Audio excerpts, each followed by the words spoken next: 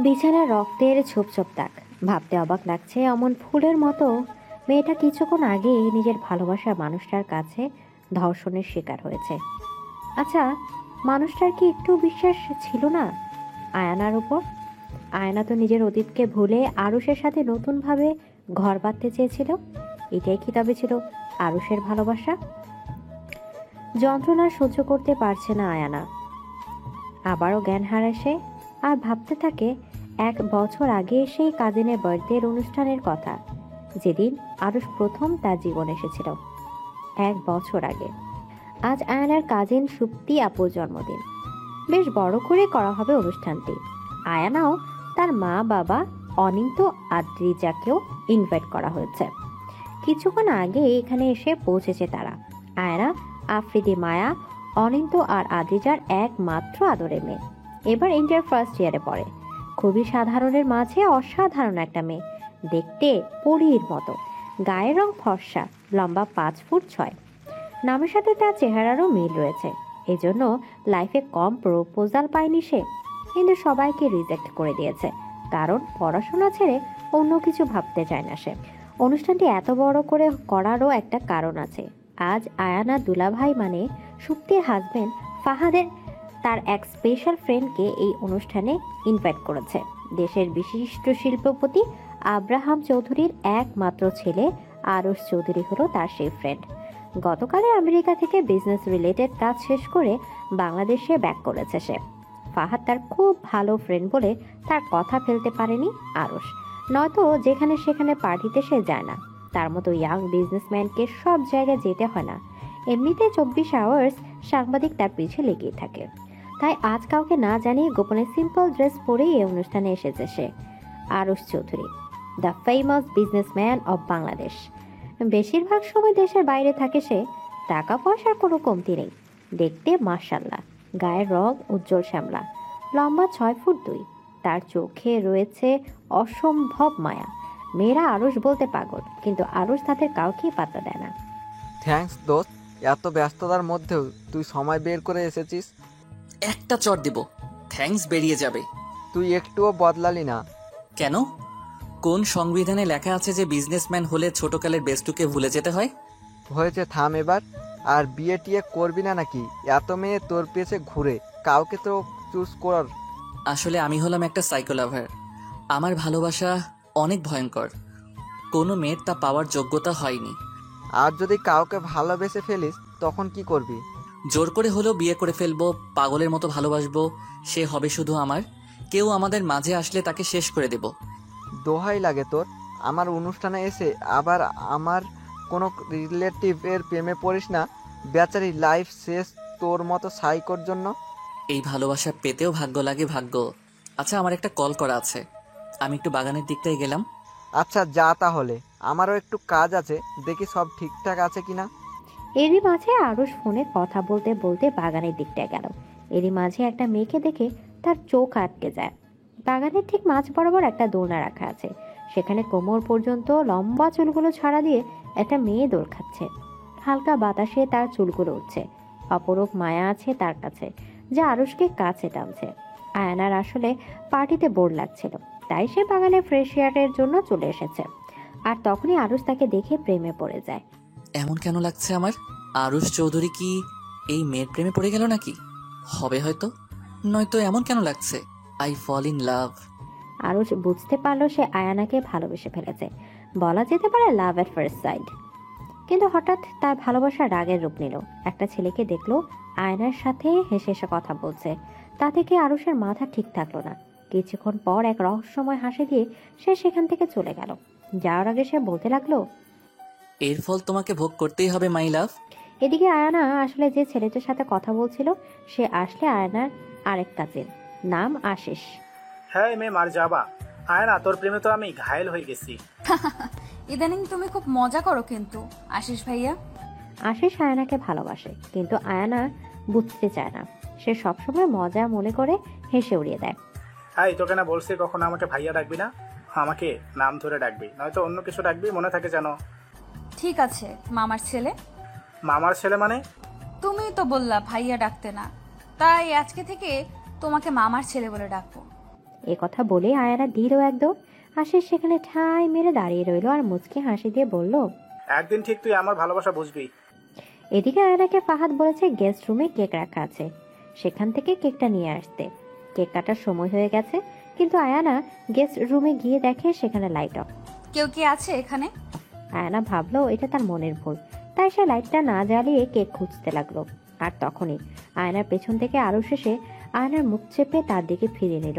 আয়নার চেয়েও চিৎকার করতে পারছে না। আর আরুষের চোখের সামনে ওই ছেলেটার সাথে আয়নার হেসে হেসে কথা বলার দৃশ্য ভেসে উঠল। নিজের রাগকে কন্ট্রোল করতে না পেরে সে আয়নার ঠোঁট জোড়া নিজের আয়ত্তে নিয়ে নিল। একে লিপ কিস না বলে কামড়ানো বললে বেশ ভালো হতো। আরুষ খুব খারাপভাবে আয়নার কোমর স্পর্শ করতে আর ঠোঁটের উপর অত্যাচার চালাচ্ছে। অন্ধকারে আয়না তার সাথে এমন অসভ্যতামি করা লোকটার চেহারা দেখতে পারছে না। অনেক ছুটি করার পর আর না পেরে আয়না ঠুকরে ঠুকরে কান্না করতে লাগলো। আর তখনই আরুষের হুঁশ আসে যে সে এতক্ষণ কি করছিল। নিজের কাজের জন্য নিজের কাছে নিজেকে এখন ছোট মনে হচ্ছে আরুষের। রাগের মাথায় সে যা করে বসলো তা যদি আয়নাকে জানতে পারে যে এটা আরুষের কাজ, সে তো কোনোদিন আরুষকে ভালোবাসবে না। এসব ভেবে আরুষ আয়নাকে ছেড়ে দিল আর সাথে সাথে আয়না এক দৌড়ে সেই রুম থেকে বেরিয়ে গেল। আর তখনই পার্টিতে সবাই খুব আনন্দ করছে, কিন্তু সবার মাঝে যে সবচেয়ে বেশি এক্সাইটেড ছিল এই পার্টি নিয়ে সেই এখন চুপচাপ। আয়ানা কিছুতেই পার্টিতে নিজের অ্যাটেনশন দিতে পারছে না। ওর মাথায় বারবার শুধু ওই রুমের কথা ঘুরপাক খাচ্ছে। ফ্ল্যাশব্যাক, তখন সেই অচেনা লোকটি আয়নাকে ছেড়ে দিতেই সে দৌড়ে বাইরে চলে আসে আর ধাক্কা খায় ফাহাদের সাথে। আরে শালিকা, কি হলো আবার? তোমাকে এমন কেন লাগছে? ভাইয়া ওই রুমে কে যেন আছে। মানে তোমাকে না আমি কেক আনতে পাঠিয়েছি, ওখানে তো কেউ নেই। আচ্ছা চলো গিয়ে দেখি। আয়না ফাহাদকে নিয়ে সেই রুমে চলে গেল, কিন্তু আশ্চর্য সেখানে কেউ ছিল না। দেখলে এখানে কেউ নাই, হয়তো সারাদিন অনেক শোরগোল এর ভিতরে ছিলে, তাই হ্যালুয়েশন হচ্ছে। হবে হয়তো। আচ্ছা ওই কেকটা নিয়ে নিচে চলুন, সবাই ওয়েট করতেছে। ফাহাদ কেক নিয়ে নিচে যাচ্ছিল। আয়নার দিকে তাকিয়ে থেমে গেল, কারণ আয়নার ঠোঁটের কোণা দিয়ে রক্ত বের হচ্ছে, অনেকটা কেউ কামড় দিলে যেমন হয়। শালিকা, তোমার ঠোঁটে কি হয়েছে? এমন কেটে গেল কিভাবে? না মানে পড়ে গিয়েছিলাম তো তাই। হয়েছে শালিকা, তুমি এখনো সেই পিচ্চি রয়ে গেলে। আচ্ছা চলো নিয়ে যাই, সবাই ওয়েট করছে। আর তারপর ওরা নিচে চলে গেল। আর তখন থেকে ও অন্যমনস্ক হয়ে আছে। হঠাৎ নিজের পিছে কার উপস্থিতি পেয়ে ওর ধ্যান ভাঙে। পিছে তাকাতে অনেকটা চমকে ওঠেও। আজব লোক তো আপনি, এইভাবে কেউ অপরিচিত কারোর এত কাছে এসে দাঁড়ায়। Oops, sorry. I am also sorry. আসলে আমি কিছুটা স্ট্রেসের ভেতরে ছিলাম, তাই আপনার সাথে এইভাবে কথা বলে ফেলেছি। It's okay. আপনি বোধহয় ফাহাদের শালিকা, রাইট? জি, কিন্তু আপনাকে ঠিক চিনলাম না। ফাহাদ ভাইয়ার কম বেশি সকল আত্মীয়দের তো আমি চিনি। হুম, আসলে আমি ফাহাদের ফ্রেন্ড। এতদিন আউট অফ কান্ট্রি ছিলাম। কি? তার মানে আপনি কি the famous businessman and top model mister Aarush Chowdhury? হ্যাঁ, আমি আরুষ। আপনি দাঁড়ান, আমি একটু আসছি। এ কথা বলে আয়না এখান থেকে কেটে পড়তে নিল। আরুষ বুঝতে পেরে একটা মুচকি হাসি দিয়ে বলল, তোমার ওই দুষ্টু মিষ্টি পাগলামি যে বারবার আমায় ঘায়েল করে, তোমার কাছে টানে। কি করে সামলাবো আমি নিজেকে? তারপর অনুষ্ঠানের মূল পর্যায়ে চলে আসে। সবাই একসাথে সুপ্তিকে উইশ করে, কেক কাটে, সবাইকে কেকের পিস একটু একটু করে খাইয়ে দেয়। তারপর গিফটের পালা। সবাই গিফট দিয়ে সুপ্তির রুম একদম ভরে ফেলেছে। এরপর সবাই আরও রাত পর্যন্ত আনন্দ করে বাড়ি চলে গেল। আর আরুষকে ফাহাদ অনেক রিকোয়েস্ট করেছিল আজ রাতটা থাকার জন্য, কিন্তু আরুষ কিছুতেই রাজি হয় না, কারণ আজ যে তার খুব দরকারি একটা কাজ রয়েছে। ফাঁকা একটা রুমে হাত পা বাঁধা অবস্থায় পড়ে আছে আশিস, কপাল ফেটে রক্ত গড়িয়ে পড়ছে। একটু আগে কিছু লোক বাড়ি ফেরার পথে আশিসকে উঠিয়ে এই বন্ধ ফ্যাক্টরিতে নিয়ে আসে। তারপর অনেক মারধর করে এই চেয়ারে বেঁধে রাখে। আশিস বারবার জিজ্ঞেস করছিল তারা কারা আর আশিসের সাথে তার কিসের শত্রুতা, কিন্তু সবাই শুধু বলেছে তাদের বস এসে আশিসকে সকল প্রশ্নের উত্তর দিবে। এরই মাঝে সেখানে আরুষ চলে আসে। তো কেমন লাগছে মিস্টার আশিস? খুব তো শখ ছিল আমার জান পাখির সাথে পিরিতের আলাপ করার। কে আপনি? আর আমি আপনার কোন জান পাখির সাথে কি করছি? কুতার বাচ্চা, এখন তুই নাটক করছিস? নাটক শোন, আয়ানা আমার জান, আমার কলিজা। আয়ানাকে শুধু আমি ভালোবাসবো, আমি। প্লিজ আমাকে যেতে দিন। আমি কথা দিচ্ছি আমি আর আয়নার সাথে কথাও বলবো না, ওর সাথে মিশবো না। Good boy. ওই তোরা একে নিয়ে হাসপাতালে ভর্তি করে দে, আর এর ফ্যামিলিকে সকালে ফোন করে দে। এরপর ওরা আরো কিছু সময় আশিসকে ধোলাই দিয়ে হাসপাতালে দিয়ে আসে। অন্যদিকে আয়না বাসায় বসে ভালোভাবে ফ্রেশ হয়ে নিল। রাতে শুয়ে শুয়ে ভাবছে যে ওই রুমে কে ছিল। সে যদি চরিত্রহীন হতো তবে তখন আমায় আর বাহিরে আসতে দিত না, কিন্তু সে তো ভালো লোকও নয়, আমার ঠোঁট দুটো ফুলিয়ে দিয়েছে। যাই হোক, এসব ভাবতে ভাবতে সে ঘুমিয়ে গেল। সকালে আবার ভার্সিটি যেতে হবে। আয়নার বেলকনির দরজা খোলা ছিল, তা দিয়ে আরুষ ভিতরে চলে আসে। বিনা চোখের পলকে এক দৃষ্টিতে তাকিয়ে আছে সে। আয়নাকে ঘুমের মাঝে পুরো বাচ্চা বাচ্চা লাগছে। আরুষ একটা মুচকি হাসি দিয়ে আয়নার কপালে একটা কিস করলো। এতে আয়না ঘুমের মাঝে হালকা কেঁপে উঠলো। আরুষ আরো একটা চুমু খেয়ে সে রাতের মতো বাসায় চলে আসলো। পরদিন ভার্সিটিতে। আজ ভার্সিটিটা কেমন জানি উৎসব উৎসব। আয়না পরে তার বেস্ট ফ্রেন্ড মাহির কাছ থেকে জানতে পারে আগামীকাল নাকি ভার্সিটিতে নবীন বরণ, তাই এখন থেকে সবকিছু রেডি করা হচ্ছে। এবার অনুষ্ঠানটা এত বড় করে হচ্ছে কেন রে? কারণ আগামীকাল আমার ক্রাশ আসবে স্পেশাল গেস্ট হিসেবে। মানে কে আসবে? ভার্সিটির সব মেয়েদের crush, the famous businessman Arush. কি, আরুষ আসবে কলেজে? জানিস আমি খুব এক্সাইটেড। কাল খুব সুন্দর করে সেজে আসবো, তুইও আসবি কিন্তু। কি জানি, আমার আবার কোনো ক্রাশের উপর ইন্টারেস্ট নেই। হ্যাঁ তো জানি, তুই কত নিরামিষ। বাইরে রাস্তা, কাল কিন্তু শাড়ি পরে আসবি, সকলের ড্রেস কোড শাড়ি। ওকে, পরবো নে। চল এখন ক্লাসে যাই। এমনিতেই কেন জানি না মনে হচ্ছে কেউ আমাকে ফলো করতেছে। বাল। আয়না তো আর জানে না আরুষ এখন থেকে 24 আওয়ার্স ওকে ফলো করবে। তারপর ওরা ভালোভাবে ক্লাস করে বাসায় ফিরে আসলো নবীন বরণের দিন সকালে। আজ কলেজ খুব সুন্দর করে সাজানো হয়েছে। এত বড় একজন গেস্ট আসবে বলে কথা। তার ছেলে মেয়েরাও পরিপাটি হয়ে সেজে গুজে এসেছে। সব মেয়েরাই শাড়ি পরেছে, শুধু কিছু নবাব জাতি মানে বড়লোক বাবার বিগড়ে যাওয়া মেয়েরা বাদে। আর ছেলেরা পরেছে পাঞ্জাবি। সকাল 10টার দিকে অনুষ্ঠান শুরু হবে।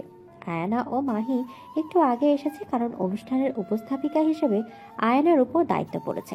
পাশাপাশি মাহি একটু হেল্প করবে। আজ আয়ানা একটা নীল রঙের শাড়ি পরেছে, খুব সুন্দর করে কুচি দিয়ে পিঠ ও পেট বের করে, কারণ মাহি এভাবে স্টাইল করে ওয়েস্টার্ন শাড়ি পরেছে ও মাহি আয়ানাকে জোর করে এভাবে শাড়ি পরিয়েছে। আয়না কানে বড় বড় ঝুমকো পরেছে, গলায় একটা নেকলেস, চুলগুলো খোপা করা, খোপায় বেলি ফুলের মালা পরানো, মুখে হালকা মেকআপ ও ঠোঁটে গাঢ় লিপস্টিক। সব মিলে কোনো সাহিত্যের এক মায়াবতী রাজকন্যার মতো লাগছে তাকে। ওই মাহি দেখ না, আমার কাছে এইভাবে শাড়ি পরতে ভালো লাগে না, কেমন খোলামেলা লাগছে। ধর, স্টাইল কি বুঝিস না নাকি? তুই ফর্সা মানুষ, তোকে এভাবেই সুন্দর লাগছে। দেখ গিয়ে আজ কয়টা প্রপোজ পাস। ঘোড়ার ডিম পাবো। আচ্ছা, কথা বাদ দিয়ে এই স্ক্রিপ্টটা একবার রিভিশন দিতে দে। এখন সবাই চলে এসেছে। হ্যাঁ, আর আমার ক্রাশও চলে এসেছে। দেখ, গেট দিয়ে কত বড় একটা গাড়ি ঢুকেছে, আর সব মেয়েরা কিভাবে গিয়ে ধরেছে তাকে। মাহির কথা শুনে আয়ানাও গাড়ির দিকে তাকায়। ভেতরে আরুষ বসা, খুব সুন্দর লাগছে ওকে আজ। সব মেয়েরা যেন পাগল হয়ে যাচ্ছে। আজ আরুষ একটা নেভি ব্লু কালারের ভেতর একটা পাঞ্জাবি পরেছে, তার উপর ব্ল্যাক শেরওয়ানি, নিচে ব্ল্যাক পায়জামা, ব্ল্যাক শু, হাতে ব্র্যান্ডের রোলেক্স ঘড়ি, চুলগুলো একপাশে সাইড করা। তুই বসে বসে তোর ক্রাশকেই দেখতে থাক, আমি গেলাম স্টেজে। তারপর আয়ানা মাহিকে দেখে স্টেজে উঠে পড়লো। তারপর সকলকে সালাম দিয়ে এক এক করে সকল অতিথিদের শুভেচ্ছা জানালো। আরও শুধু দু চোখ ভরে আয়নাকে দেখছে। কি অপরূপাই না লাগছে ওকে শাড়িতে। লোকে ঠিকই বলে বাঙালি মেয়েদের শাড়িতেই মানায়, কিন্তু আরুষের এই হাসি খুশি ভাবটা বেশিক্ষণ থাকলো না। মুহূর্তে তা রাগে পরিণত হলো। এর আবার যথেষ্ট কারণও রয়েছে। একে তো আয়ানাকে দেখার অধিকার শুধু আরুষের আছে, আর কারণেই তবু আয়ানা এভাবে নিজের শরীর দেখে শাড়ি পরেছে। তার উপর অনুষ্ঠানে আসা সব ছেলেরা হা করে তাকিয়ে আছে আয়ানার দিকে, তার চোখ দিয়ে গিলে খাচ্ছে। আরুষ খুব কষ্টে নিজের রাগ কন্ট্রোল করে ব্যর্থ চেষ্টা চালালো। যত যা হোক, সে হলো স্পেশাল গেস্ট, অন্তত অনুষ্ঠানের অর্ধেক সময় পর্যন্ত তাকে এসব সহ্য করতে হবে। পরে সে আয়নাকে তার কৃতকর্মে সাজা দেবে। এদিকে আয়না খুব সুন্দরভাবে উপস্থাপন করছে। বিভিন্ন বিভাগের ছাত্রছাত্রীরা নানা খেলা ও নাচ গানে অংশ নিয়েছে। এভাবেই অনুষ্ঠানে প্রায় অর্ধেক সময় কেটে যায় ও মাঝে একটা বিরতি আসে।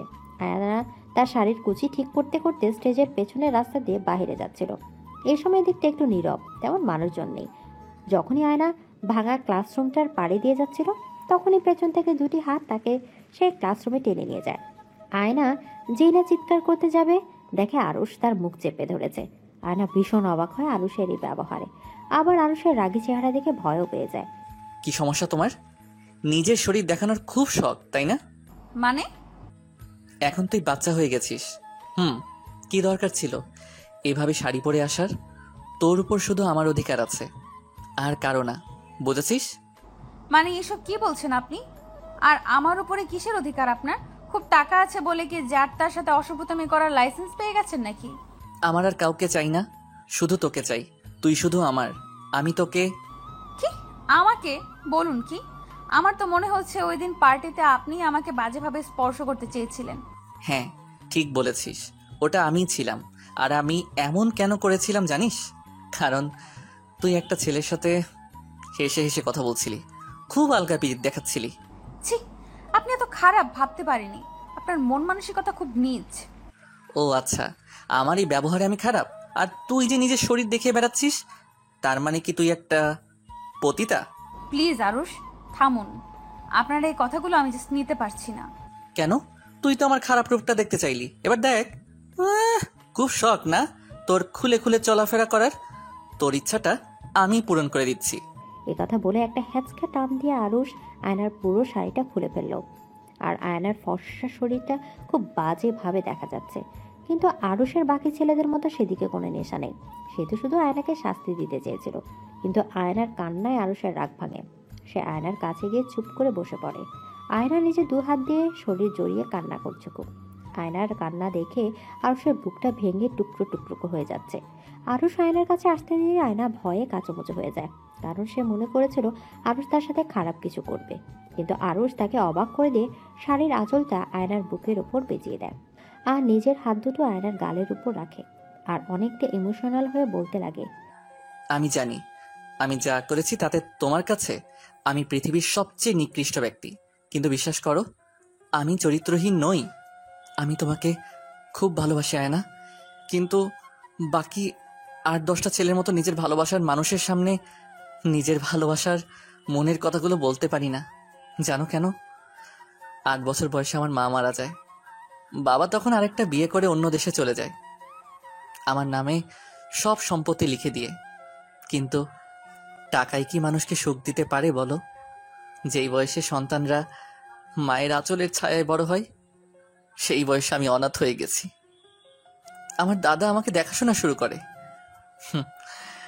সবেমাত্র কলেজের গণ্ডি পেরোতে আমার দাদাও আমাকে ছেড়ে চলে যায়।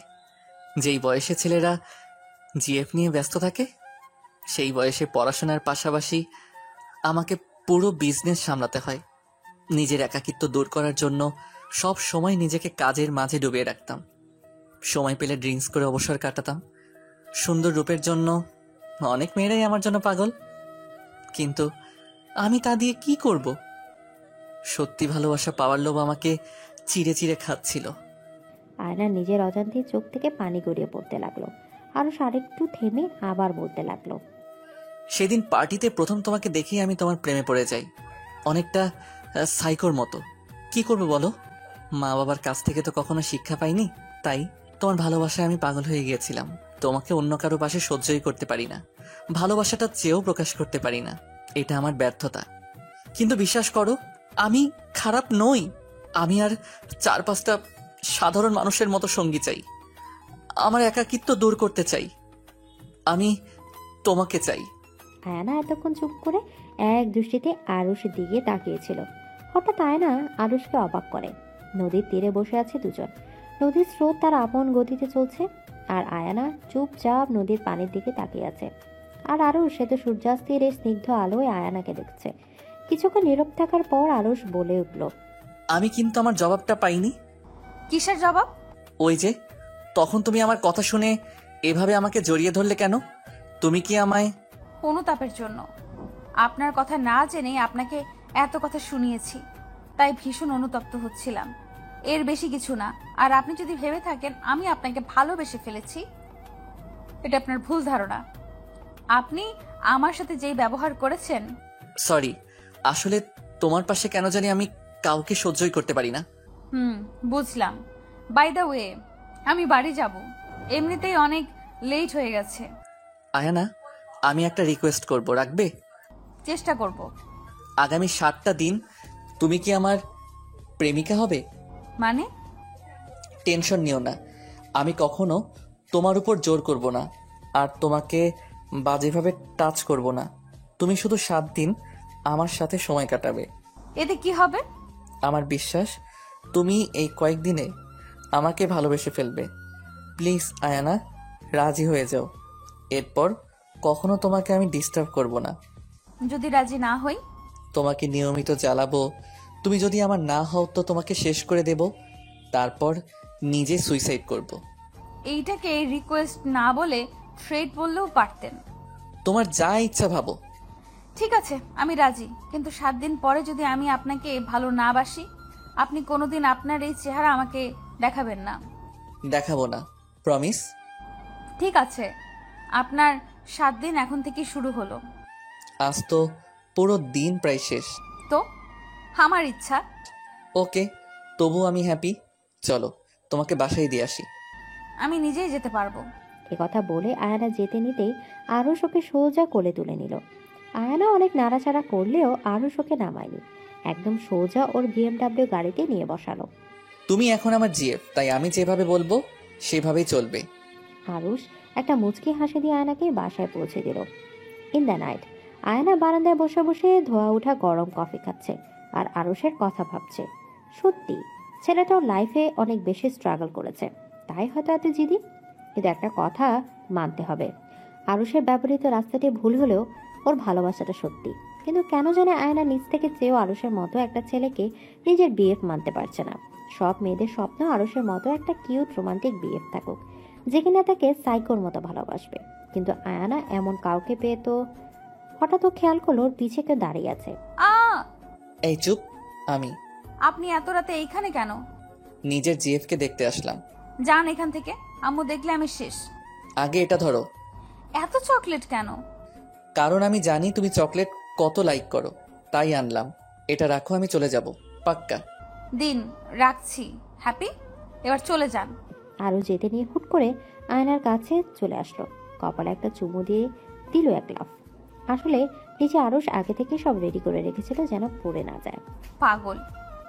দ্য নেক্সট ডে কলেজে ঢুকেই যে আয়ানাকে এমন পরিস্থিতিতে পড়তে হবে ভাবতে পারেনি। এত কম সময়ে এত সুন্দর করে ভার্সিটিতে এসে এত বড় সারপ্রাইজ পাবে তা কখনোই ভাবতে পারেনি আয়ানা। আরুষ মাত্র এক রাতে এত অ্যারেঞ্জমেন্ট করলো কিভাবে? কলেজের গেটটা খুব সুন্দর করে লাভ বেলুন দিয়ে ভরা, তার মাঝে লেখা আরুষ আয়ানা। আয়না এসব দেখে মুখে রাগী ভাব রাখলেও মনে মনে ভীষণ হ্যাপি। তারপর গেট খুলে কলেজে ঢুকতে আরেক সারপ্রাইজ। অনেকগুলো মেয়ে সিরিয়ালে দাঁড়িয়ে আছে, সবার হাতে একটা করে গোলাপ আর তার সাথে একটা করে লাভ বেলুন, আর প্রত্যেকটি বেলুনে আয়নার ছোটবেলার আলাদা আলাদা ছবি। আয়না অবাক চোখে দেখছে ছবিগুলোকে। এই ছবি তো আয়নার ছোট থেকে বড় হওয়ার স্মৃতিগুলোকে তাজা করে দিচ্ছে, কিন্তু এত সুন্দর করে ছোটবেলার ছবিগুলো আরুষ পেল কোথায়? যাই হোক, আয়ানা সামনে এগোচ্ছে আর সবাই ওকে তাদের হাতের বেলুনওয়ালা ছবিগুলো দিচ্ছে। তারপর আয়ানা হ্যাপি মুডে সেই বেলুনগুলো নিয়ে ক্লাসে চলে গেল। ক্লাসে যেতেই মাহি ওকে গিয়ে ধরলো। কি রে, তোর হাতে এগুলো কি?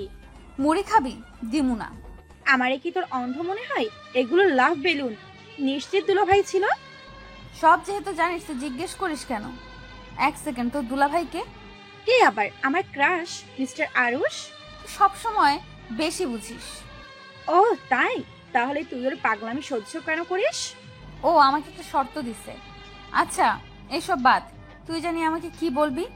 আগে তুই আমার একটা কথা বলতো, তুই কি আরুষকে ভালোবাসতে পারবি কখনো? দেখ, ভালোবাসাটা হচ্ছে একটা অনুভূতি। কখনো কেউ জোর করেও ভালোবাসা পায় না, আবার কখনো কখনো আপনা আপনি তা হয়ে যায়। ভালোবাসায় কোনো শর্ত থাকে না, কোনো স্বার্থ থাকে না। ভালোবাসায় থাকে শুধু ত্যাগ, শুধু স্যাক্রিফাইস। এখন আরুষকে আমি কখনো ভালোবাসবো কিনা জানি না। আচ্ছা তুই আমাকে কি বলবি বল? নিউজ পেয়েছিস? কিসের? কলেজের একটা নতুন স্যার এসেছে, সে কিউট, আমারও ক্রাশ, নাম আবির। তুই কোনোদিন শুধরালি না, শেষমেশ স্যারদেরও খেয়ে ছেড়ে দেওয়ার মতলব। শোন, আমি এখন লাইব্রেরি যাব, কিছু বই আনতে যাবি? যাবি তুই? না রে, তোর মতো আমি বই প্রেমী না। আমি এখন দুলাভাইয়ের রেডি করা মাগনা ফুচকা খেতে যাব। একথা বলেই মাহি দিল একদম। আয়না বুঝতে পেরেছে যে আরুষ আশেপাশে সব ফুচকা ও রেস্টুরেন্টে আয়ানা ও তার ফ্রেন্ডসদের জন্য বুক করে রেখেছে। আয়ানা আর কিছু না বলে লাইব্রেরি চলে গেল বই আনতে। আয়না সিঁড়ি দিয়ে নিচে নেমে যায় না লাইব্রেরি থেকে পা বাড়াবে, অমনি একটা ছেলের সাথে ধাক্কা খেয়ে নিচে পড়ে গেল। আয়না তো রেগে ফায়ার। ইউ স্টুপিড বয়, চোখে দেখতে পার না নাকি? মেয়ে দেখলে গায়ে পড়তে ইচ্ছা হয়। আবির কিছু না বলে আয়নার দিকে তাকিয়ে আছে।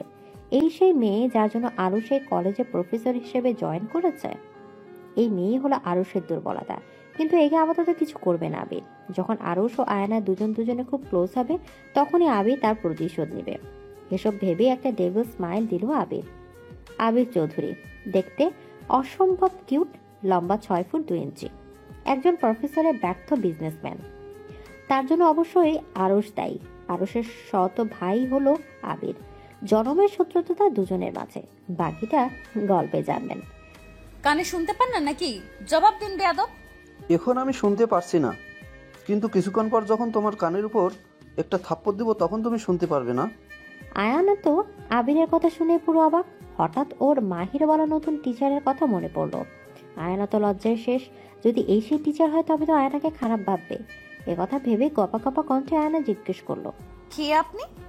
আর তখনই আবির। আপাতত পুরো ক্লাসের সামনে কানে ধরে দাঁড়িয়ে আছে আয়ানা। অবশ্য দোষটা তার, নিজেদের কলেজের নিউ প্রফেসরকে এভাবে অপমান করেছে। জেনে করুক বা না জেনে, কারো সম্পর্কে না জেনেই বা এত অপমান করার কি দরকার? স্যার সরি, প্লিজ এইবারের মতো ছেড়ে দিন। জীবনে আর কোনো দিন কাউকে অপমান করব না।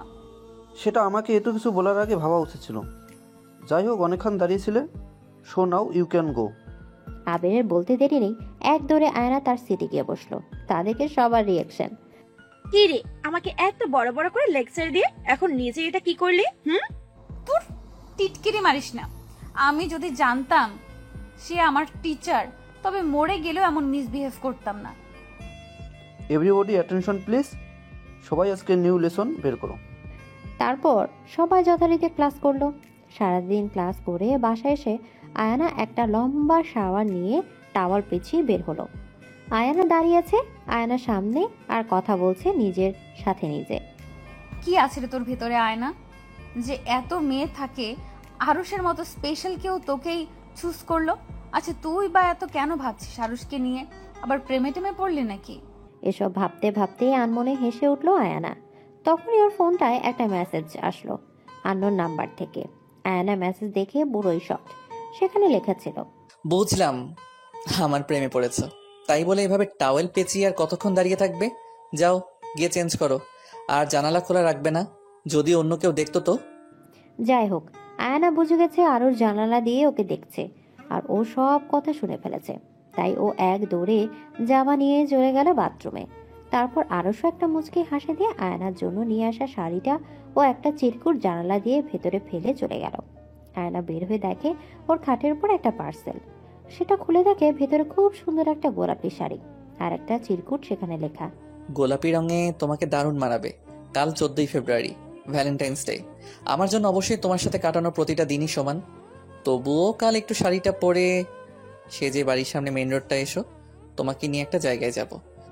আয়না চিরকুটটা দেখে মুচকি হাসলো আর বলল যেন কাল সকালটা তাড়াতাড়ি চলে আসে। The next day. আজ সকালটাই যেন একটু অন্যরকম। আজ আয়ানা একদম সকাল বেলায় ঘুম থেকে উঠে ফ্রেশ হয়েছে। আয়ানার মা জিজ্ঞেস করেছিল যে আজকে কোথায় যাবে। আয়ানা বলেছে সে মাহির কাছে যাচ্ছে অ্যাসাইনমেন্ট করার জন্য। আর শাড়ি ও মেকআপ আয়না তার ব্যাগের ভিতর ভরে নিয়েছে। প্রথম একটু খারাপ লাগছিল মিথ্যা বলার জন্য, কিন্তু পরে আয়না সময় নষ্ট না করে মাহিদের বাসায় চলে গেল। সেখানেই শাড়ি পরে রেডি হয়ে থাকবে। আরুষ সেখান থেকে পিক করবে আয়ানাকে। যাওয়ার আগে আয়ানা আরুষের দেয়া আরেকটা চিরকুট খুলে পড়তে লাগলো।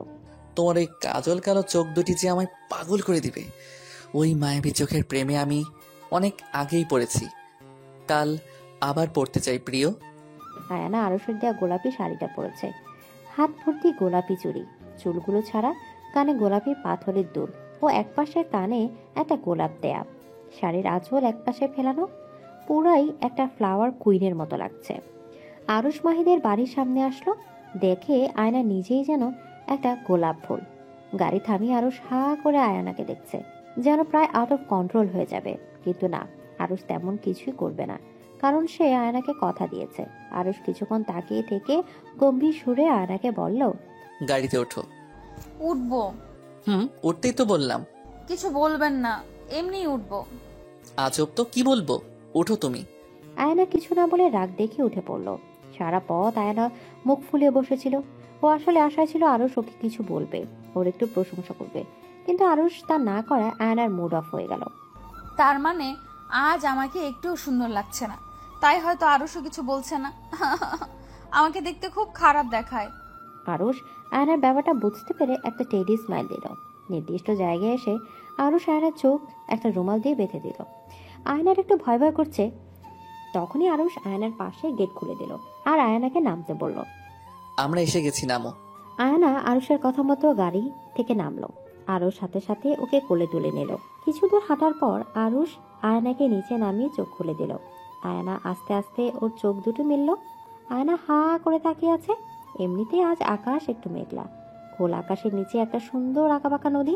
নদীর তীরে ঘেঁষে বানানো হয়েছে একটা ছোট্ট বাগান। পাশে একটা টেবিল, যা গোলাপি রঙের ফুল দিয়ে সাজানো। টেবিলের দু পাশে দুটো চেয়ার, উপর থেকে ফুলের ছাউনি। টেবিলের উপর একটা ক্যান্ডেল জ্বালানো, তার চারপাশে ছোট ছোট মোমবাতি জ্বলছে। আকাশ মেঘলা হওয়াতে চারপাশে হালকা অন্ধকার, যেন সেই সকালের সন্ধ্যার ফিলিংস দিচ্ছে। আর মোমবাতির আলো যেন কোনো স্বপ্নের রাজ্যে হারিয়ে নিয়ে যাচ্ছে আরুষ আর আয়নাকে। ওয়াও, কি সুন্দর জায়গা। থ্যাংক ইউ সো মাচ আমাকে এত সুন্দর একটা জায়গা উপহার দেওয়ার জন্য। সুইটার, জায়গাটা সুন্দর, কিন্তু তোমার থেকে কম। আজ তো আমাকে ভালোই দেখাচ্ছে না। কে বলেছে? আমার রূপসীকে আজ আরো সুন্দর লাগছে এই শাড়িতে। তোমার এই সৌন্দর্যের সামনে সব ফুল হার মেনেছে। সত্যি? আরুষ কিছু না বলে আয়নার কোমর জড়িয়ে কাছে নিল। হঠাৎ আরুষ এমন কিছু করবে তা আয়নার ধারণার বাইরে ছিল। আরুষ আয়নাকে কাছে টানতে আয়না হালকা কেঁপে উঠল। তখনই আকাশ থেকে একটা হেলিকপ্টারের ওদের উপর দিয়ে গেল, যা থেকে অসংখ্য ফুলের পাপড়ি ঝরছে। কিন্তু আয়না সেদিকে খেয়াল নেই। আজও নিজেও কেমন যেন ঘোরের মধ্যে চলে গেছে। আর তখনই আরুষ বলে উঠল, চলো গিয়ে বসি। আয়নার হুঁশ আসলো। ও তো লজ্জায় শেষ। কিভাবে তাকিয়েছিল আরুষের দিকে। আরুষ না জানি কি ভাবছে ওকে নিয়ে। আয়না ভেবেছিল আরুষ হয়তো এত তাড়াতাড়ি ওকে ছাড়বে না, হয়তো একটা কিস করবে। কিন্তু ও নিজের নেওয়া কথা বললেও আরুষ ওকে দেওয়া কথা ভুলেনি। তা দেখে আরুষের জন্য আয়নার মনে অনেকটা রেসপেক্টের জন্ম নিল। আরুষ আয়নাকে চেয়ার টেনে বসে মোবাইলে কিছু অর্ডার করলো। তখন একজন ওয়েটার খাবার আনলো ও আয়নার সামনে আসলো। আয়নার যেন লোভ সামলাচ্ছে না। সব আয়নার ফেভারিট, বিরিয়ানি, ফুচকা, চকলেট আর অনেকগুলো আইসের ভেতরে চকলেট আইসক্রিম, যেন তাড়াতাড়ি না গলে যায়। আর তখনই আরুষ আয়নার সামনে তার ফেভারিট ডিশগুলো রাখলো। আরুষকে তার কিছু বলার সুযোগ না দিয়ে আয়না গাপুস গুপুস করে ফুচকা মুখে ঢুকাতে লাগলো, সাথে ইচ্ছা মতো টক। ফুচকা যদি ভালোভাবে টকে না চুবিয়ে খাওয়া হয় তবে সেই ফুচকার স্বাদ লাগে না। আয়না ফুচকা পেয়ে ভুলে গিয়েছিল যে সামনে কেউ বসা আছে। আরুষ তো আয়নার খাওয়া দেখে হাসবে না কাঁদবে কিছুই বুঝতে পারছে না। আরুষ আয়নাকে একটু লজ্জা দেওয়ার জন্য বলল, আস্তে খাও জান পাখি, তোমার খাবার কেউ খাবে না। আয়না আরুষের কথা শুনে লজ্জায় লাল টমেটো হয়ে গেল। তারপর বাকি খাবারগুলো ভালো করে খেলেও টকটা আর ভদ্রভাবে খায়নি। এত বড় বাটির টক একাই সাফার করেছে। ব্যাপার কি? এত টক কেন খাচ্ছ? এমনিই খেতে ইচ্ছে হলো। বুঝছি। কি বুঝছেন? ইহা গুড নিউজের লক্ষণ। আমি বাবা হতে চলেছি। আয়না তো আরুষের কথা শুনে কাশি উঠে গেছে। কি বলে এই ছেলে? এক সপ্তাহ আগে জোর করে একটা কিস করেছে, তাতেই কেউ প্রেগনেন্ট হয় নাকি? আজব তো। আয়না তো রেগে ফায়ার। আরে রাগ কেন করছো? আমি তো মজা করছিলাম। আয়না আইসক্রিম খাচ্ছে আর তখনই আরুষ আয়নার খাওয়া আইসক্রিম খেতে লাগলো। আমারটা কেন খাইলেন? আরো কত আইসক্রিমই তো আছে। না মানে, আসলে তুমি যেভাবে মুখে মেখে খাচ্ছ আমার তো অন্যভাবে খেতে ইচ্ছে করছিল, তাই ওই ইচ্ছাটা এভাবে পূরণ করলাম। তোর তো খাওয়া তো শেষ, এবার চলেন তাহলে ম্যাডাম। কোথায়? For dancing. আরুষ আয়নার সামনে হাঁটু গেড়ে বসে পড়লো আর ডান্সের জন্য প্রপোজ করলো। The beautiful lady, will you can be my dance partner? Yes. Ayna আরুষের বাড়িয়ে দেওয়া হাতটা ধরল। আরুষ খুশি মনে আয়নাকে বাগানের উপর পাশে একটা সুন্দর জায়গায় নিয়ে গেল। সেখানে ওরা ডান্স করবে। তখনই একটা গান বেজে উঠল, আয়নার ফেভারিট সং। আরুষেরও বেশ পছন্দ। গানের সাথে আরশ আয়না দুজনেই নিজেকে কম্পেয়ার করছে ও নাচছে। ঠিকই তো, আয়নার জন্য আরশ কত পাগল, অথচ আয়না বুঝেও বুঝে না। গানটি হলো तुमको पाया है तो जैसे खोया हूँ कहना चाहूँ भी तो तुमसे আরশ যেন নিজের মাঝে এক ঘোরের মধ্যে চলে যাচ্ছে। এক দৃষ্টিতে চেয়ে আছে সামনের গোলাপি পরিটার দিকে। এবার আরশ নিজের আয়নাকে একটা গান শোনাবে বলল। আয়না বলে, আপনি গান গাইতে পারেন? একটু ট্রাই করি, শোনো। ওকে। আগে কত বৃষ্টি যে দেখেছি শ্রাবণে জাগেনি তো এত আশা ভালোবাসায় মনে। গান শেষে আয়না জোরে জোরে হাততালি দিয়ে বলল, আরে বাহ, আপনি তো খুব ভালো গান গাইতে পারেন। এটা মনে হয় আপনার মেয়ে পটানোর প্রধান টিপস। তাই হয়তো এত মেয়ে আপনার জন্য পাগল। এত লাভার দিয়ে কি করব?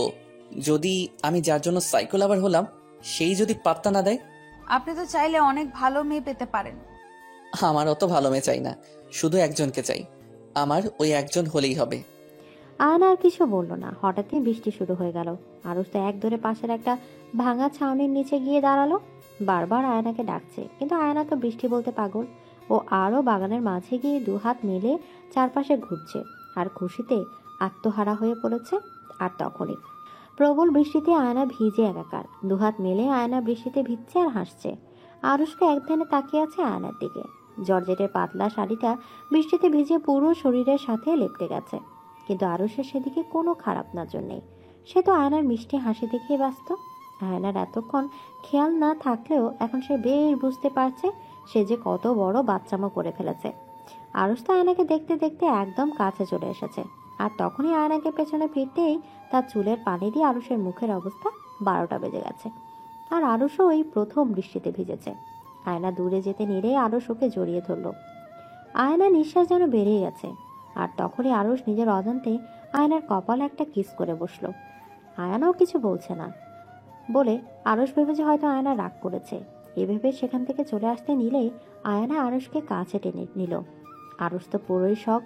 আর তখনই আরশকে আরো অবাক করে দিয়ে আয়না তার ঠোঁট দিয়ে আরশের ঠোঁট পুরো দখল করে নিল। আরশও কিছু বলছে না, এক প্রকার তাল মেলাচ্ছে। কিন্তু দুজনের হুঁশ আসতে দুজন দুজনকে হালকা একটা ধাক্কা দিল।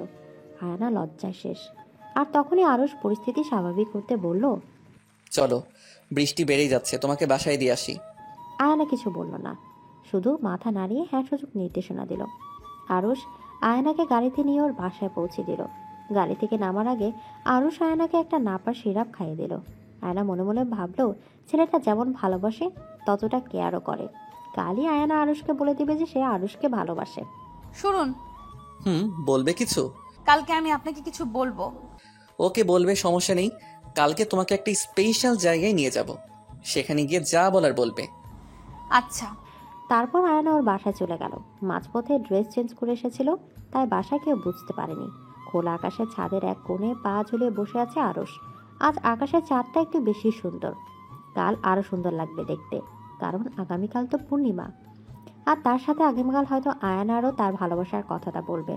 এসব ভাবছে আর কফির কাপে একটা করে চুমুক দিচ্ছে। অন্যদিকে আয়নাও চাঁদের দিকে তাকিয়ে আছে। দুজনেই জানে না যে তারা একই সময় একে অপরের কথা ভাবছে। তাদের অজান্তে ভাবনার সাক্ষী হয়ে আছে এই চাঁদটা। এখন শুধু কালকের অপেক্ষা, দ্য নেক্সট ডে।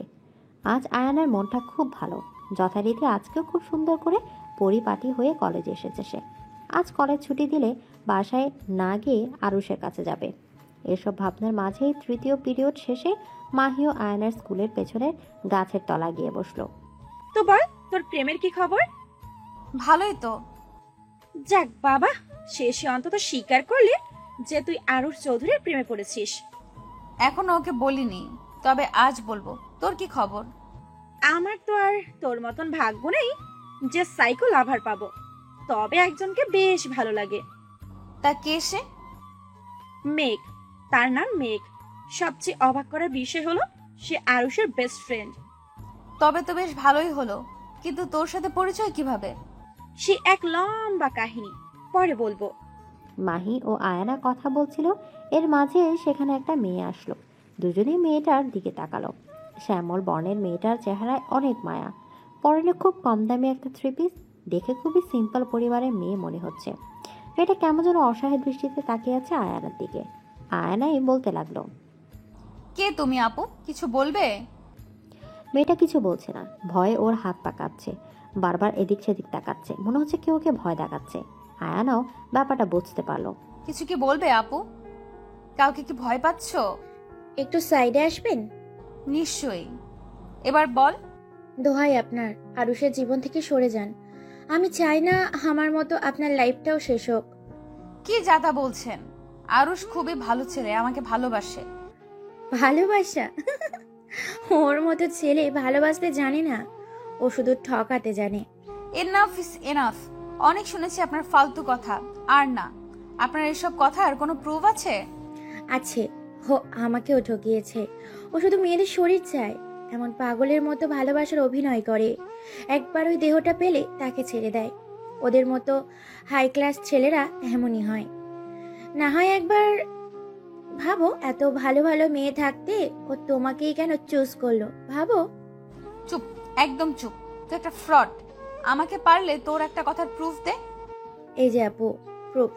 এ কথা বলে মেয়েটা আয়ানা ওর ফোনের কিছু ছবি দেখালো, যা দেখে আয়ানার পায়ের নিচের মাটি সরে গেল। সেখানে আরুষের মতোই দেখতে একটা ছেলে মেয়েটার সাথে খুবই অন্তরঙ্গভাবে ছবি তুলেছে। আয়ানা আর থাকতে পারছে না, ওর দম বন্ধ হয়ে যাচ্ছে। হঠাৎ ও ওখানে সেন্সলেস হয়ে পড়ে, আর সেই রহস্যময় মেয়েটা ঠোঁটের কোণে একটা রহস্যের হাসি দিয়ে সেখান থেকে চলে যায়। বিকেলবেলা আয়না চোখ খুলে নিজেকে হাসপাতালে বেডে আবিষ্কার করলো। দেখতে পায় পাশে মাহি ও আরুষ বসে আছে। আরুষের মুখটা শুকনো শুকনো, চোখ দুটো ফোলা ফোলা, দেখে মনে হচ্ছে সারাদিন কিছু খায়নি। জান পাখি, কি হয়েছে তোমার? মাহি, একটু বাইরে যা। ওকে কেন পাঠালে? কি হয়েছে? থামুন। আপনার ওই নোংরা হাত দিয়ে আমাকে স্পর্শ করবেন না। মানে কি বলছো এসব? বাহ, কি সুন্দর অভিনয়। লজ্জা করে না আপনার মেয়েদের জীবন নিয়ে খেলতে? আমার আগে না জানি আরো কত মেয়ের জীবন নিয়ে খেলেছেন। আরুষ আর নিজের রাগকে কন্ট্রোল করতে পারলো না, সাজরে একটা থাপ্পড় বসিয়ে দিল আয়ানের গালে। ফর্সা গালটা লাল টকটক করছে। দেখ, তোকে ভালোবাসি তার মানে এই না যে তুই যা ইচ্ছা তাই বলার লাইসেন্স পেয়ে গেছিস। আপনার মতো জানোয়ারের কাছ থেকে এইটাই আশা করা যায়। আপনি তো শুধু মেয়েদের শরীর চান। যেমন প্রথম দিন আমারটা চেয়েছেন, কিন্তু যখন তা পাননি বা পারেননি, মিথ্যা অভিনয় শুরু করেছেন। ব্যাস, অনেক হয়েছে। কে বলেছে তোমায় এগুলো? আমি তোমাকে ভালোবাসি, তোমায় বিয়ে করতে চাই। থু থু, এমন স্বপ্ন না জানি আরো কত মেয়েকে দেখিয়েছেন। কি প্রমাণ এই ছবিগুলোর? একথা বলে আয়ানা ওই মেয়েটার দেয়া ছবিগুলো আরুষকে দেখালো। আরুষ দেখে বুঝে গেল ছবিগুলো এডিট করা, কিন্তু আরুষ তো ভাবতো আয়ানা ওকে ভালোবাসে। আর ভালোবাসা মানুষের প্রতি কি একটু বিশ্বাস করা যায় না? জান পাখি, বিশ্বাস করো, এগুলো সব মিথ্যে। আমি তুমি ছাড়া অন্য কোনো মেয়ের কথা ভাবতেও পারি না। আর কত মিথ্যে বলবেন? প্লিজ আমার সামনে থেকে চলে যান, আর পারলে কোনো দিনও আমার সামনে আসবেন না। এসব কি বলছো? তুমি না আমায় ভালোবাসো? আমাকে ছাড়া থাকতে পারবে? আজব তো। আমি কখন বলেছি যে আমি আপনাকে ভালোবাসি? I just hate you. আর কোনো দিন যদি আমার সামনে আসেন তো আমার মরা মুখ দেখবেন। তার আর প্রয়োজন নেই। শুধু একটা কথা মনে রেখো, ভালোবাসায় বিশ্বাস জিনিসটা খুব দরকার, খুব দরকার। এ কথা বলে আরুষ সেখান থেকে চলে গেল। আজকের পর আরুষ আর কখনো আয়নার সামনে আসবে না, জীবন্ত লাশ হয়ে বেঁচে থাকবে। হায় রে ভালোবাসা! মানুষ ভালোবাসার জন্য কি না ত্যাগ স্বীকার করে, অথচ সামান্য বিশ্বাসের অভাবে এমন অনেক ভালোবাসার গল্প অসম্পন্ন থেকে যায়। আদৌ কি কখনো ওরা দুজন দুজনের মনের কথা জানতে পারবে? হবে কি কখনো ওদের ভালোবাসার জয়? আর কে সেই ষড়যন্ত্রকারী যে ওদের আলাদা করে দিল? প্রশ্ন রইল পাঠকদের কাছে। সময় যে কারোর জন্য অপেক্ষা করে না। এ সময় মানুষের জীবনের জন্য খুবই মূল্যবান। জীবন থেকে একবার যে সময় চলে যায় তা আর কখনোই ফেরত পাওয়া যায় না। এটাই প্রকৃতির নিয়ম। জীবনে অনেক পরিস্থিতির শিকার আমরা হই, যেখানে সামান্য একটু সময়ের জন্য আমরা অনেক বড় কিছু হারিয়ে ফেলি। কখনো বা ভালো সময়গুলো খুব তাড়াতাড়ি কেটে যায়, কখনো বা প্রিয় মানুষটার কাছ থেকে দূরে থাকার সময়টা যেন কাটতেই যায় না। 11 মাস পর আজ আরুষের সাথে শেষ দেখা হওয়ার পর থেকে 11 মাস পূর্ণ হলো। আরুষের কাছ থেকে দূরে থাকার প্রতিটা দিনই যেন আয়নার কাছে এক একটা মাসের মতো কেটেছে। নিজের অজান্তে আয়না আরুষকে অবিশ্বাস করে কত বড় ভুল করেছে তা এখন হাড়ে হাড়ে টের পাচ্ছে আয়না। সে যে আরুষকে খুব ভালোবাসতো। সেদিন আরুষ চলে যাওয়ার পর আর কোনোদিন আয়নার সাথে দেখা করেনি। তার অনেক দিন পর একটা আননোন নাম্বার থেকে আয়নার কাছে ফোন আসে। ফোন দিয়েছিল সেই মেয়েটি। সে বলে ওই ছবি সহ আয়নাকে সে যা যা বলেছে সব মিথ্যে। তারপর আয়না অনেক ট্রাই করে মেয়েটার কাছ থেকে জানার জন্য যে কেন সে এমন করলো, কিন্তু আয়না পুরোই ব্যর্থ। তারপর আয়না আরুষের অফিস পর্যন্ত গিয়েছিল আয়ুষের সাথে কথা বলতে, কিন্তু তা পারেনি। কারণ সেদিন হাসপাতাল থেকে এসেই নাকি আরুষ ফ্লাইটে করে আউট অফ কান্ট্রি চলে গেছে। কোথায় গিয়েছে তা মেঘ বাদে কেউ জানে না। কিন্তু মেঘ আয়নাকে কিছুই বলেনি, এমনকি নিজের জিএফ মাহিকেও কিছু বলেনি। এসব ভাবছে আর সেই নদীর তীরে যেখানে আরুষ আয়নাকে নিয়ে গিয়েছে সেখানে বসে এক দৃষ্টিতে চেয়ে আছে আয়না। যখনই আরুষের কথা মনে পড়ে সেখানে ছুটে আসে ও। এই জায়গাটা আয়নাকে আরুষের উপস্থিতির অনুভূতি দেয়। হঠাৎ কাঁধে কারো স্পর্শে হুঁশ আসে আয়নার। ও মাহি তুই? আর কত এভাবে থাকবি বল? নিজের জীবনটাকে এবার অন্তত গুছিয়ে নে। যার জন্য এভাবে পড়ে আছিস সে তো তোর কথা ভুলেই গেছে। এইভাবে বলিস না প্লিজ। তো কিভাবে বলবো? তুই বল, যে আরুষ তোকে না দেখে একদিনও থাকতে পারতো না, সে তোকে ছাড়া এতদিন কিভাবে আছে? প্লিজ আমাকে একটু একা থাকতে দে। 1 বছর ধরে তো একাই আছিস। আচ্ছা চল এখন বাসায় চল। চল, যত সব। অন্যদিকে সুইজারল্যান্ডে একটা পুরনো বাংলোর একটা রুমে জানালা দরজা সব লাগিয়ে অন্ধকারে বসে আছে ছেলেটা। পাশে হাই কোয়ালিটির নানা বিদেশি মদের বোতল, আর চারপাশে নিকোটিনের সীসার ধোঁয়া যেন মানুষটাকে দেখাই যাচ্ছে না। হঠাৎ দরজায় নক হলো। আর কতদিন নিজেকে এভাবে রাখবি আরুষ? এবার তো মাফ কর মেয়েটাকে। নিজেও কষ্ট পাচ্ছিস আর মেয়েটাকেও কষ্ট দিচ্ছিস। কষ্ট? কিসের কষ্ট? আমি তো একদম ঠিক আছি। দেখো চারপাশে কত ধোঁয়া। এই নিকোটিনের ধোঁয়ায় আমার প্রকৃত সাথী। দেখ, আয়না কিন্তু নিজের ভুল বুঝতে পারছে। প্লিজ এবার অন্তত সবার সামনে আয়। কেন? তুই তো আছিস। আমার বিজনেস তো এখনো দেশের টপে আছে। আর পারবো না আমি। আমার নিজেরও একটা লাইফ আছে। আর ওই আবির, ওই তো এইসবের জন্য দায়ী। তুই ওকে কেন কিছু করছিস না? যেখানে নিজের ভালোবাসার মানুষটাই বিশ্বাস করলো না সেখানে অন্যকে দায়ী করে কি লাভ? তোকে একটা কথা বলার ছিল। আগে তুই এই শিশা টানা বন্ধ কর, আমার সহ্য হচ্ছে না। করলাম। এবার বল, কি বলবি? মানে আসলে আবির। বল, আবার কি করলো ওই জানোয়ারটা? এক গুপ্তচরের কাছে জানতে পারলাম যে আবির নাকি আয়নার বাসায় বিয়ের প্রস্তাব দিয়েছে। এবং থেমে গেলি কেন? কি হয়েছে বল। আসলে আয়না রাজি হয়ে গেছে। কি? তুই মজা করছিস নাকি? এতদিন তো আয়ানাও কষ্ট পেয়েছে। হুট করে সব জেনে শুনে ও বিয়ের জন্য রাজি কি করে হলো? আরুষ ভাবে আয়না জানে যে এগুলো আবিরের কাজ, কিন্তু আয়না কিছুই জানে না। আর মেঘ যে লোকের কাছ থেকে এসব জেনেছে সে আবিরেরই লোক। এখন আবার একটা ভুল বোঝাবুঝি হলো। আয়না কখনো আরুষ ছাড়া কাউকে বিয়ে করবে না। আরুষের চোখ রক্তবর্ণের আকার ধারণ করেছে। আরুষকে এর আগে কখনো এত ভয়ানক দেখায়নি। মেঘেরও ভয় করছে। তা জানে আরুষ ভুল কিছু করে বসে। আল্লাহ জানে নতুন কোন ঝড় অপেক্ষা করছে আয়না আর আরুষের গল্পে। আয়নার মনটা আজও ভালো নেই। আজও জন্মদিন। মা বাবা একটু আগে উইশ করে গেছে। মাহি চেয়েছিল একটা পার্টি করে আয়নার মুড ভালো করবে, কিন্তু কিছুতেই লাভ হয়নি। আয়নার সবচেয়ে বড় গিফট হবে কেউ যদি ওকে আরুষ এনে দেয়। আজ আয়নার বুকটার ভেতর এক অতৃপ্ত আত্মা হাহাকার করছে।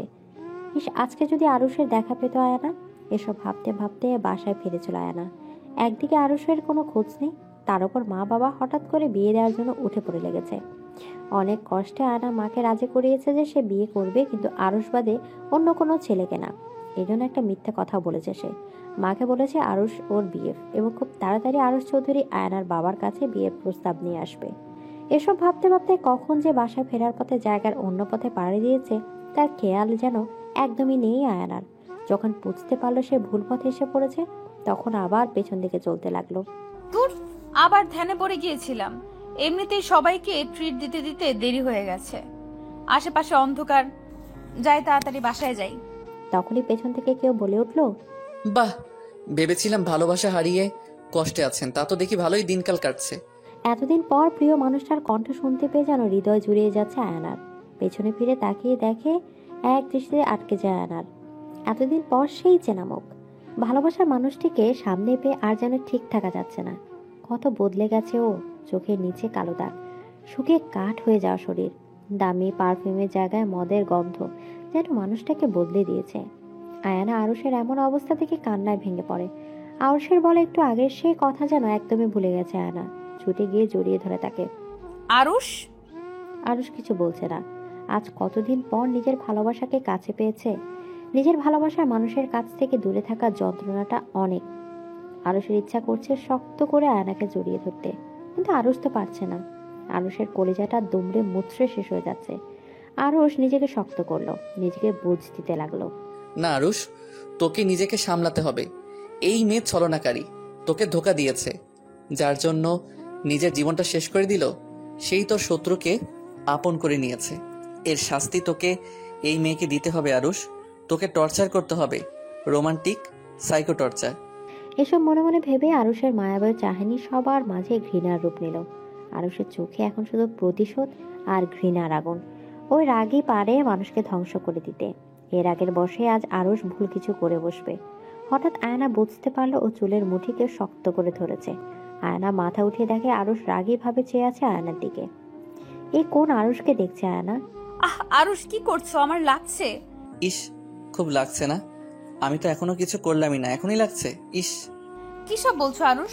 এতদিন পর তোমাকে কাছে পেয়েছি, কত কথা বলার আছে তোমাকে, আর তুমি তাই তো, এতদিন পর দেখা হয়েছে, তাই তো ভালোবাসার দাম নিতে এসেছি।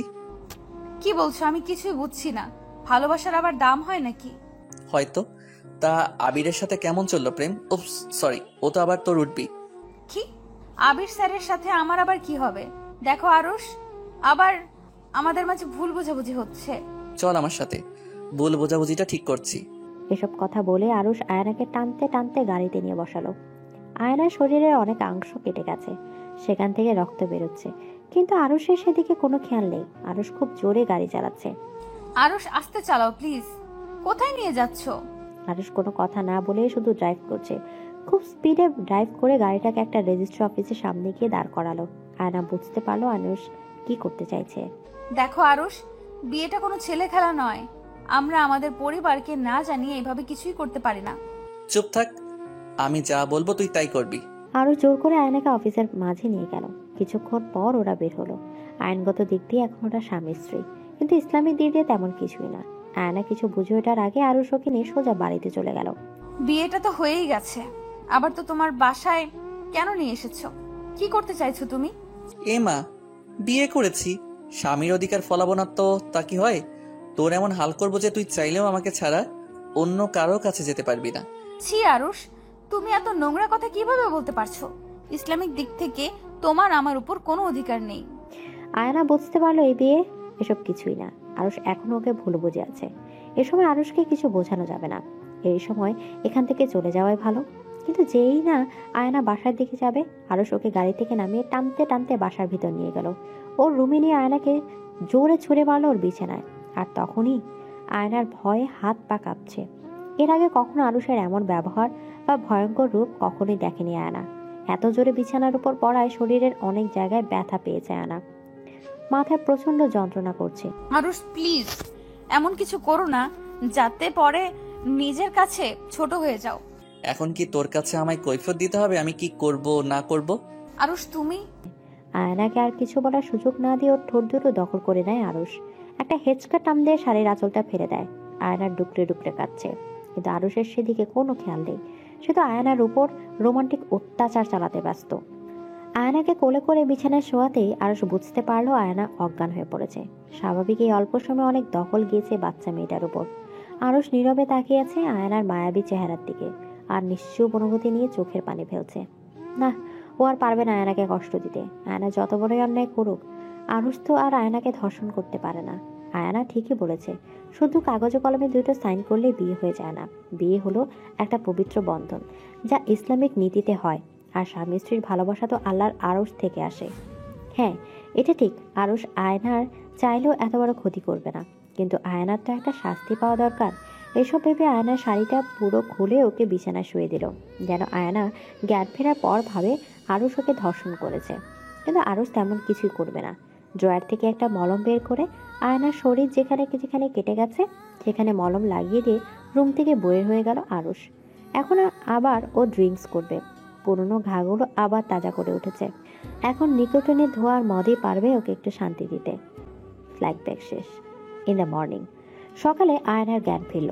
জেগে নিজেকে নগ্ন অবস্থায় আরুষের বেডে আবিষ্কার করলো। কষ্টে বুকটা ফেরে যাচ্ছে আয়নার।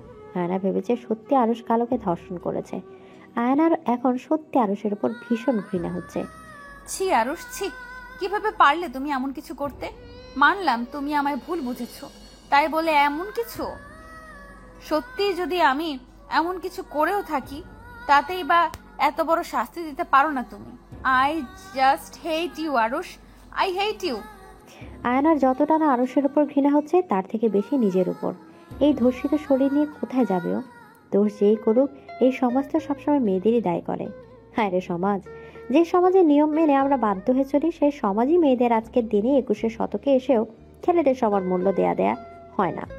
আজও কোনো মেয়ে ধর্ষিত হলে সবার মেয়েটার দিকেই আঙুল দেয়। মেয়েদেরই সবসময় সবার কথা মুখ বুজে সহ্য করতে হয়। আর যে ছেলেটার জন্য মেয়েটার জীবন জাহান্নাম হয়ে যায়, সেই ছেলেটার বড়জোর কয়েক বছর জেল হয়, আর কিছুই না। আর যদি সে কোনো বড়লোক পরিবারের সন্তান হয়, তবে তো তাকে কিছুই করা যায় না। সে দিব্যি সমাজে বুক ফুলিয়ে চলতে থাকে। সময় মতো বিয়েও করতে পারে, কিন্তু যে পুরুষ জাতির জন্য মেয়েটার জীবন থেকে হাসি চলে যায়, সেই পুরুষ জাতি মেয়েটাকে জীবন সাথী বানাতে চায় না। একটা সময় মেয়েটা পরিবারে বোঝা হয়ে থাকতে না পেরে সুইসাইড অ্যাটেম্প করতে বাধ্য হয়। এসব ভাবছে আর কাঁদছে আয়না। সে কিভাবে তার মা বাবার সামনে গিয়ে দাঁড়াবে? আর বিয়ের কাগজপত্র তো আরুষের কাছে। এই মুহূর্তে যদি কেউ তাকে ধর্ষিতার ট্যাগ লাগিয়ে দেয়, ওর তো মৃত্যু ছাড়া আর উপায় থাকবে না। এরই মাঝে সেখানে আরুষ চলে আসলো।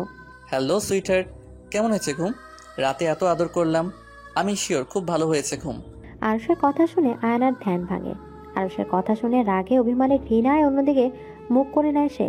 আর বিছানার চাদরটা তাড়াতাড়ি নিজের শরীরে পচিয়ে নেয় আর ঠুকরে ঠুকরে কান্নার সাথে বলতে থাকে, এখনো আবার কেন এসেছেন?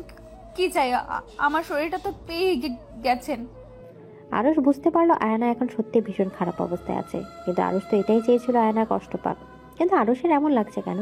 ওর বুকটার ভেতর চিনচিন করে ব্যথা করছে। আয়নার কান্না যেন সহ্য হচ্ছে না, কিন্তু আরুষ নিজের অনুভূতি সামনে নিল। এভাবে কেন বলছো? আবিরের থেকে কি বেশি সুখ দিতে পারিনি? ইসরে, আবির মনে হয় আরো। আরুষকে আর কিছু বলতে না দিয়ে আয়না জোরে একটা থাপ্পড় বসিয়ে দিল আরুষের গায়ে। ব্যাস, অনেক হয়েছে, আর না, আর পারবো না আমি সহ্য করতে। আমাকে শেষ করে দিন আরুষ, নিজের 2 হাত দিয়ে গলা টিপে মেরে ফেলুন আমায়। তাতে অন্তত আপনার মতো অমানুষের কাছ থেকে আমি মুক্তি পাবো। মেরে ফেলুন আমায়, মেরে ফেলুন। আয়না কাঁদতে কাঁদতে আরুষের পায়ের কাছে বসে পড়ল। আয়নার শরীর থেকে চাদরটা সরে গেছে। ফর্সা শরীরটায় গতকাল আরুষের দেয়া ক্ষতগুলো এখন আরো স্পষ্ট হয়েছে। আরুষ সেই ক্ষতগুলো দেখে আর নিজেকে সামলাতে পারছে না, রুম থেকে বেরিয়ে গেল। যাওয়ার আগে বলে গেল, 10 মিনিটের মধ্যে ফ্রেশ হয়ে নিচে চলে এসো, তোমার বাসায় দিয়ে আসবো। এখন তোমাকে আর আমার দরকার নেই। তুমি চাইলেও এখন অন্য কারো হতে পারবে না। তুমি শুধু তোমার সাইকোয়ের, অন্য কারো না। এ কথা বলে আর 1 মিনিট দেরি করে না রুম থেকে চলে আসলো আরুষ। আয়নার এখন আর কিছুই বলার নেই। ও মূর্তির মতো অনুভববিহীন হয়ে দাঁড়িয়ে আছে। আস্তে করে উঠে আরুষের রেখে যাওয়া শাড়িটা নিয়ে ওয়াশরুমে চলে গেল। আয়নার সামনে গিয়ে তার ছেলের হাসি দেওয়া ছাড়া আর কিছুই করার নেই আয়নার। এদিকে আরুষের ফোনে মেঘের কল। হ্যালো আরুষ, তুই কোথায়? বাসায়। কেন? আয়নাকে খুঁজে পাওয়া যাচ্ছে না। আমি ওর মাকে বলেছি ও মাহির বাড়ি গেছে। ও কি তোর কাছে? হুম। প্লিজ আরুষ, ওকে একটুও কষ্ট দিস না। ওর কোনো দোষ নেই। মানে? আমি যেই তথ্য তোকে দিয়েছি সব ভুল। ওই লোকটাও আবিরের লোক ছিল। শালা মা সব বানিয়ে বলেছিল। কি এসব কি বলছিস তুই? আচ্ছা ফোন রাখ, আর মাহিকে বলবি আয়নার মাকে বুঝিয়ে দিতে ও মাহির সাথে বিয়ে খেতে গিয়েছে, মাহির কাজিনের। ওকে, বাই। কেন? তুই কি? Hello hello. ফোন কেটে আরুষ নিজেই নিজের কপার দেয়ালের সাথে আঘাত করতে লাগলো। ছি আরুষ, তুই এটা কি করলি? এত বড় ভুল তুই কিভাবে করলি? নিজের ভালোবাসার মানুষটাকে এত কষ্ট দিলি? কিভাবে দাঁড়াবি তুই আয়নার সামনে? এমন সময় উপরের তলা হতে কাঁচ ভাঙার আওয়াজ আসলো। আয়না উপরে। হাসপাতালে ইমার্জেন্সি কক্ষের সামনে দাঁড়িয়ে আছে আরুষ ও মেঘ। আরুষের মনে বিন্দু পরিমাণ শান্তি নেই। বুকটা কেমন ছটফট করছে, না জানে ভিতরে কি হচ্ছে। আজ যদি আয়নার কিছু হয়ে যায়, তবে কোনো দিন নিজেকে ক্ষমা করতে পারবে না আরুষ। এমনিতে ও যা করেছে আয়না, তারপরও ওকে মেনে নিবে নাকি সন্দেহ। আজও কি সত্যিকারের ভালোবাসা মন থেকে একেবারে শেষ হয়ে যায়, নাকি হাজারো অন্যায়ের পর ভালোবাসার মানুষটির একবার ক্ষমা চাওয়াতে সব আগের মতো হয়ে যায়? এসব ভাবতে ভাবতে হঠাৎ ডক্টর বাইরে এলো। ডক্টর, সব ঠিক আছে তো? আমার জান পাখির কিছু হয়নি তো? সবই ঠিক আছে, কিন্তু আয়নার অনেক রক্ত শরীর থেকে বের হয়েছে। আমরা ওকে রক্ত দিয়ে এখন ঘুমের স্যালাইন দিয়ে দিয়েছি। ও ঠিক হয়ে যাবে তো? এখনও ঠিক আছে, কিছু বলতে পারছি না। ওর জ্ঞান ফেরার পর বোঝা যাবে। কিছু বলা যাবে না মানে? আমার জান পাখির যদি কিছু হয় তবে তোকে আমি শেষ করে দিব। আর এই হসপিটালে শুধু আগুন জ্বলবে, আগুন। আরুষ, স্যার বলছি। ওনার কলার স্যার। সরি ডক্টর, ওর পক্ষ থেকে আমি ক্ষমা চাচ্ছি। It's okay. এই সময়ে অনেকে আউট অফ কন্ট্রোল হয়ে যায়, কিন্তু আপনাদের ভেঙে পড়লে চলবে না। এরই মাঝে সেখানে মাহির আগমন। উত্তর যা, তোর সাথে আজকে ব্রেকআপ। তোর জন্য আমার বান্ধবীর এই হাল। মাহি, শান্ত হও, সব ঠিক হয়ে যাবে। কিন্তু তুমি আমাকে কেন দোষ দিচ্ছ? সব দোষ তোর। তোকে কতবার বলেছি আরুষ ভাইয়া কোথায়, কিন্তু তুই বলিসনি। কি বলে আমি ঠিক টাইমে গিয়ে তোর সাইকো বন্ধুর কাছ থেকে আমার বেস্ট ফ্রেন্ডকে বাঁচাতাম। তুমি আমার উপর যত রাগ দেখাতে চাও দেখাও জানেমান, কিন্তু আরুষকে কিছু বলো না, ওর কোনো দোষ নেই। না না, আমার বেস্টু একদম নির্দোষ। সে তো কোনো অন্যায় করতেই পারে না, তাই না? আচ্ছা, তুমি একটু বসো। আমি এখানে বসতে আসিনি। আমার বেস্টুর ভালোবাসার নমুনা আমার দেখা শেষ। এখন আমার বান্ধবীর হুঁশ আসলেই আমি ওকে নিয়ে বাসায় যাব। এই না, প্লিজ, আগে ওদের মাঝে সব ঠিক হতে দাও। সব ঠিক হওয়ার জন্য আমি অপেক্ষা করতে পারবো না। আর তোমাকে তো আমি একদমই বিশ্বাস করি না। I love you so much. এমন করো না। But I just hate you. তারপর ওরা ওদের ঝগড়া নিয়ে বিজি হতে পড়লো। আরুষ এতক্ষণ দূর থেকে দাঁড়িয়ে সব শুনছিল। ওর বলার কিছু নেই। ঠিকই তো, ওর বোকামির জন্য তো আয়নার এই হাল। আরুষ বসে বসে তখনকার কথা ভাবতে লাগলো, যখন আয়না এই অঘটনটা ঘটিয়েছিল। ফ্ল্যাশব্যাক। আরুষ মেঘের সাথে কথা বলছিল, এমন সময় হুট করে ওপর থেকে অনেক জোরে আওয়াজ আসলো। আরুষ দৌড়ে রুমে চলে গেল। দেখলো আয়নার রুম নেই, বাথরুমের দরজা বন্ধ। মানে আওয়াজটা ওখান থেকে এসেছে। আয়ানা, প্লিজ দরজা খোলো। সব দোষ আমার। যত শাস্তি দেওয়ার আমাকে দাও। না, আমি খুলবো না। এই কলঙ্ক নিয়ে আমি বাঁচতে পারবো না। আয়ানা, বোকামি করো না। দোষ আমি করেছি। মরলে আমি মরবো, তুমি উল্টাপাল্টা কিছু করবে না। কিন্তু শরীরটা তো আমার। আমি এই শরীর নিয়ে বাঁচতে চাই না। তুমি যা ভাবছো তেমন কিছুই না। তোমার সাথে আমি তেমন কিছুই করিনি। প্লিজ আয়ানা, দরজা খোলো। আয়না আরুষের কোনো কথাই শুনলো না। এদিকে আরুষ তাড়াতাড়ি দরজায় ভেঙে ভিতরে গিয়ে দেখে আয়না আয়নার কাছ দিয়ে নিজের হাত কেটেছে। রক্তে পুরো জায়গা লাল বর্ণ ধারণ করেছে। লাগবে শেষ। আরুষ আয়নার বেডের পাশে চুপ করে বসে আছে। এখন প্রায় রাত 1টা। একটু আগে মেঘ অনেক কষ্টে মাইকে ভুলিয়ে ভালিয়ে বাসায় নিয়ে গেছে। ও এখানে থাকলে শুধু আরুষকে দোষ দিত। আরুষের শরীরটা ভালো না। দুদিন ধরে এত ভুল বুঝাবুঝি, এত ঝামেলার ভেতর মুখে একটু খাবারও নেয়নি আরুষ। মেঘ অবশ্য অনেক জোর করেছিল, কিন্তু আরুষ রাজি হয়নি। সারা রাত আরুষ এভাবে আয়নার পাশে বসেছিল।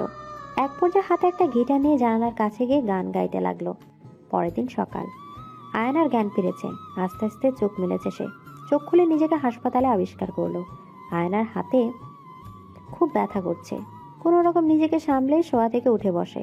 আমি কোথায় আর এখানে কিভাবে আসলাম?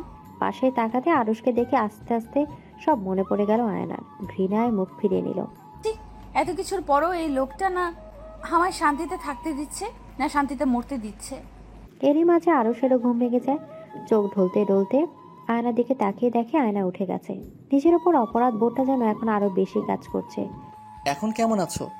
কি হলো, কথা কেন বলছো না? প্রয়োজন মনে করি না। এখনো রেগে আছো? তুমি ঠিক বলেছিলে আয়ানা, আমি আবার তোমাকে ভুল বুঝেছিলাম। এসব ওই আবিরের প্ল্যান। এখন বুঝে কি লাভ?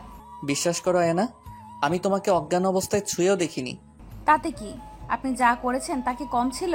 আমার শরীরের থেকে মনে রাখাটা বড় ছিল। এই জন্য তুমি আমাকে যা শাস্তি দিবে আমি তাই মেনে নেব। আমার সামনে আর কোনোদিন আসবেন না, প্লিজ। As you wish. এ কথা বলে আরুষ চুপচাপ সেখান থেকে চলে আসলো। আয়না অবশ্যই ভীষণ অবাক হয়েছে। ও ভেবেছিল আরুষ যাবে না। আল্লাহ জানে এই ছেলে কি করতে চায়। কিন্তু এতটুকু শিওর যে আয়না এখন আরুষকে শুধুই ঘৃণা করে। বাড়িতে সবাই একটা জাঁকজমক পরিবেশের মাঝে রয়েছে, শুধু আয়না ছাড়া। কিছুক্ষণ আগে ছেলেপক্ষ এসে কথা বলে গিয়েছে আয়নার বাবার সাথে। তাদের নাকি আয়নাকে বেশ পছন্দ। ছেলে দেখতে অনেক ভালো, বড় বিজনেসম্যান হওয়াতে আয়নার বাবা রাজি হয়ে যায়। তবে অবাক করার বিষয়, ছেলেটি আয়নাকে একবারও দেখেনি, আর আয়নাও দেখেনি। তবে কেন জানি আয়নার মনটা ছটফট করছে। হয়তো আরুষের জন্য।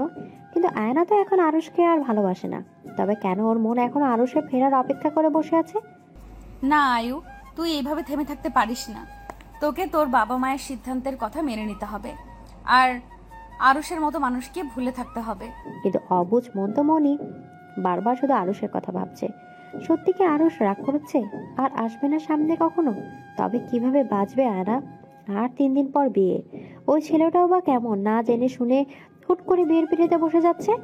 কনের সাথে একবার কথাও বললো না। এসব ভাবছে আর নিজেকে বকে যাচ্ছে। কেন তখন আরুষকে চলে যেতে বললো? ধুর, আর ভালো লাগে না। এমন সময় রুমে আয়নার মায়ের প্রবেশ। মা, তুমি? আমি তোর সাথে কথা ছিল। জি মা, বলো, কি বলবে? কোনোদিন তোর কাছে আমি কিছুই চাইনি। ছোট থেকে তোর সব আহ্লাদ পূরণ করেছি। আজ কিছু চাইবো, দিবি? এইভাবে কেন বলছো মা? বলো তুমি কি বলতে চাও, আমি তাই করব। এই বিয়েটা নিয়ে কোনো ঝামেলা করিস না মা। আমার দেখ, আমার বয়স বেড়েছে, তোর বাবার শরীরটাও ভালো না। চিন্তা করো না মা, আমি কোনো ঝামেলা করব না। তোমাদের কথাই আমার কথা। তবে এই খুশির খবরটা তোর বাবাকে দিয়ে আসি। আর শোন, ছেলেটা কিন্তু খুব ভালো। কালোই নাকি সব কেনাকাটা করে পাঠিয়ে দিবে, আর বিয়ের সব খরচও নাকি তারাই উঠাবে। আল্লাহ জানে ছেলেটাকে। আমাকে না দেখেই এত আগ্রহ তার বিয়ে করার। কে বলেছে? সে দেখেনি? আমাদের বাড়ির অনুষ্ঠানেই নাকি তোকে দেখিয়েছে, আর প্রথম দেখাতেই প্রেমে পড়েছে। এমন সময় কথা বলতে বলতে রুমে ফাহাদও সত্যি চলে আসে। তোরা বস, গল্প কর। আমি দেখি এখন থেকেই সব কাজকাম শুরু করে দিই। দুলা ভাই, আপু, তোমরা? আমরা। কি ভেবেছিস চুপি চুপি বিয়ে করবি আর আমরা আসবো না? আপু, তুমিও না? তা যাই হোক বন্ধু আমার, যার পিছে সারা দেশের মেয়ে ঘুরে, সে তোমাকে দেখেই প্রেমে পড়েছে। এটা কিন্তু ভাগ্যের ব্যাপার। আয়নার আবার আরুষের কথা মনে পড়ে গেল। এই পার্টিতেই তো আরুষের সাথে প্রথম দেখা হয়েছিল আয়নার। তারপর ওদের লাভ স্টোরি শুরু। আর সেই পার্টি আজ আয়নাকে কেড়ে দিবে আরুষের কাছ থেকে। কি রে, এখন থেকে স্বামীকে নিয়ে ভাবছিস? সম্পর্কের মায়া বড্ড বড় মায়া। তার থেকেও ভালোবাসার মায়াটা যেন আরো বেশি। এই দুদিন যে কিভাবে কেটেছে আয়নার, তা সে নিজেই জানে না।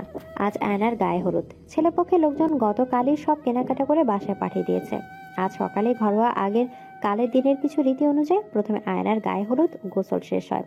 এরপর শুরু হয় আজকালকার গায়ে হলুদ। কিন্তু এসব কিছুতেই যেন মন টিকছে না আয়নার।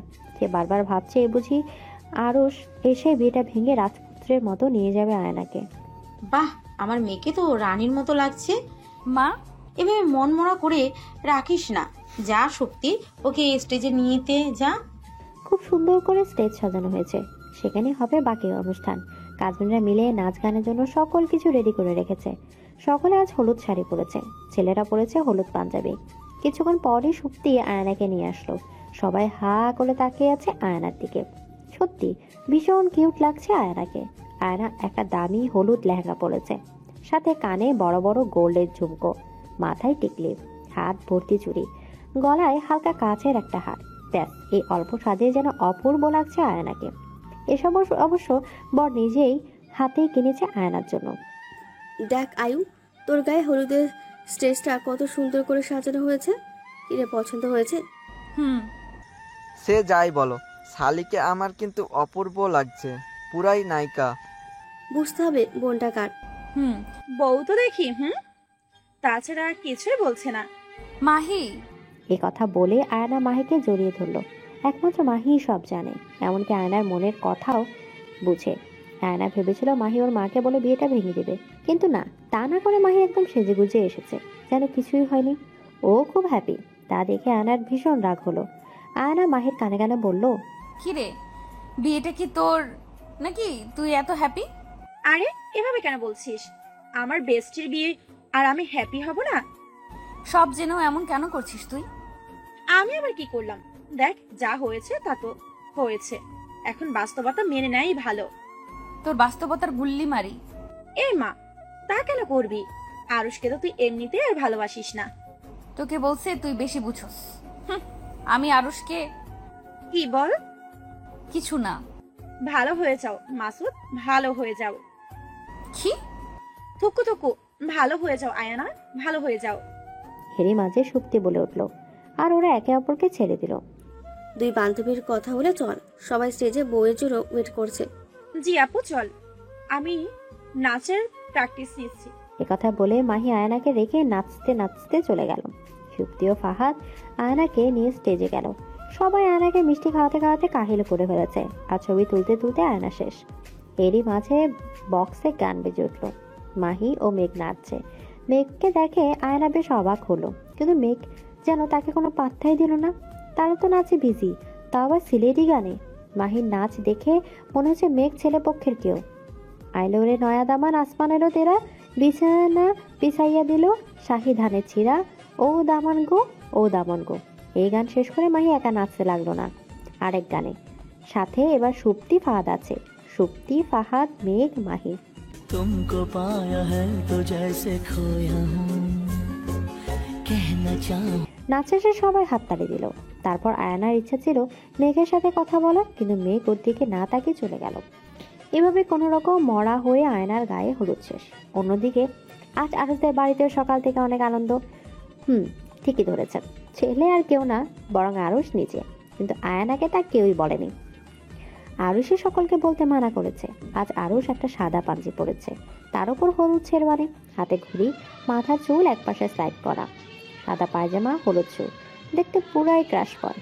আরুষের বাড়িটা বিশাল, বাগান হতে শুরু করে সুইমিং পুল সব আছে, আর সবকিছুই হলুদ ফুল দিয়ে সাজানো। অসম্ভব সুন্দর লাগছে বাড়িটা। সাংবাদিকরা তো আরুষের এমন হঠাৎ বিয়ে নিয়ে প্রশ্ন করে একদম জ্বালিয়ে খেয়েছে। সবাই আরুষের হবু বউকে দেখতে চায়, কিন্তু আরুষ বলেছে একমাত্র বৌভাতের দিনই সে তার বউকে সবার সামনে আনবে। কারো যেন তরিস হয়েছে না। দেশের নাম করা একজন সফল ব্যবসায়ীর বিয়ে ও বৌভাত নিয়ে সবার খুব আগ্রহ। কাল এটাই হবে ব্রেকিং নিউজ। অনেক মেয়েরা তো হিংসায় শেষ যে কে এত সৌভাগ্য নিয়ে জন্মেছে যে সকল মেয়ের ক্রাশের ওয়াইফ। আরুষের বাবা সৎ মা এসেছে এই অনুষ্ঠানে, তারা নাকি আবার কালই চলে যাবে। এসবের প্রতি তাদের ইন্টারেস্ট নেই, এসেছে শুধু মিডিয়ার লোকের সামনে ক্যামেরাতে নিজেদের দেখাতে। কিন্তু আবির আসেনি, আসবে বা কি করে? আরুষ তো আবিরকে মেরে কোমায় পাঠিয়ে দিয়েছে। তা অবশ্য এখনো কেউ জানে না। মেঘ ও আরুষের ফ্রেন্ডসরা খুব এনজয় করছে অনুষ্ঠানটা। সবাই হলুদ পাঞ্জাবি, সকলের বউ জিভরা হলুদ শাড়ি, সকালের জামা কাপড় আরুষ কিনে দিয়েছে। এরকম খুশির দিন বলে কথা। মাম্মা, তোর বউকে দেখে আসলাম। আমাকে ছবি দেখা প্লিজ। আহা, আর একটা দিনও যেন তর সইছে না। ধুর, দেখা তো। বাহ, খুব সুন্দর লাগছে তোকে। যাই বলিস, বেচারি এখনো তোর আশায় বসে আছে, মুখে একটুও হাসি নেই। জানি তো, কিন্তু কথায় আছে সবুর কা ফল মিঠা হতা হ্যায়। ও তো জানেই না যে ওর বিয়ে তোর সাথে হচ্ছে। তোকে দেখে কিছু বলেনি? বলতে চেয়েছিল, আমি দেখেও না দেখার ভাব নিয়ে চলে এসেছি। ভালো করেছিস। যা, এবার একটু নাচ গান কর, কি আমি বসে বসে দেখি। Yes boss. তারপর সবাই মিলে নাচতে লাগলো। আর হ্যাঁ, মেঘের সাথে কিন্তু মাহিও আছে।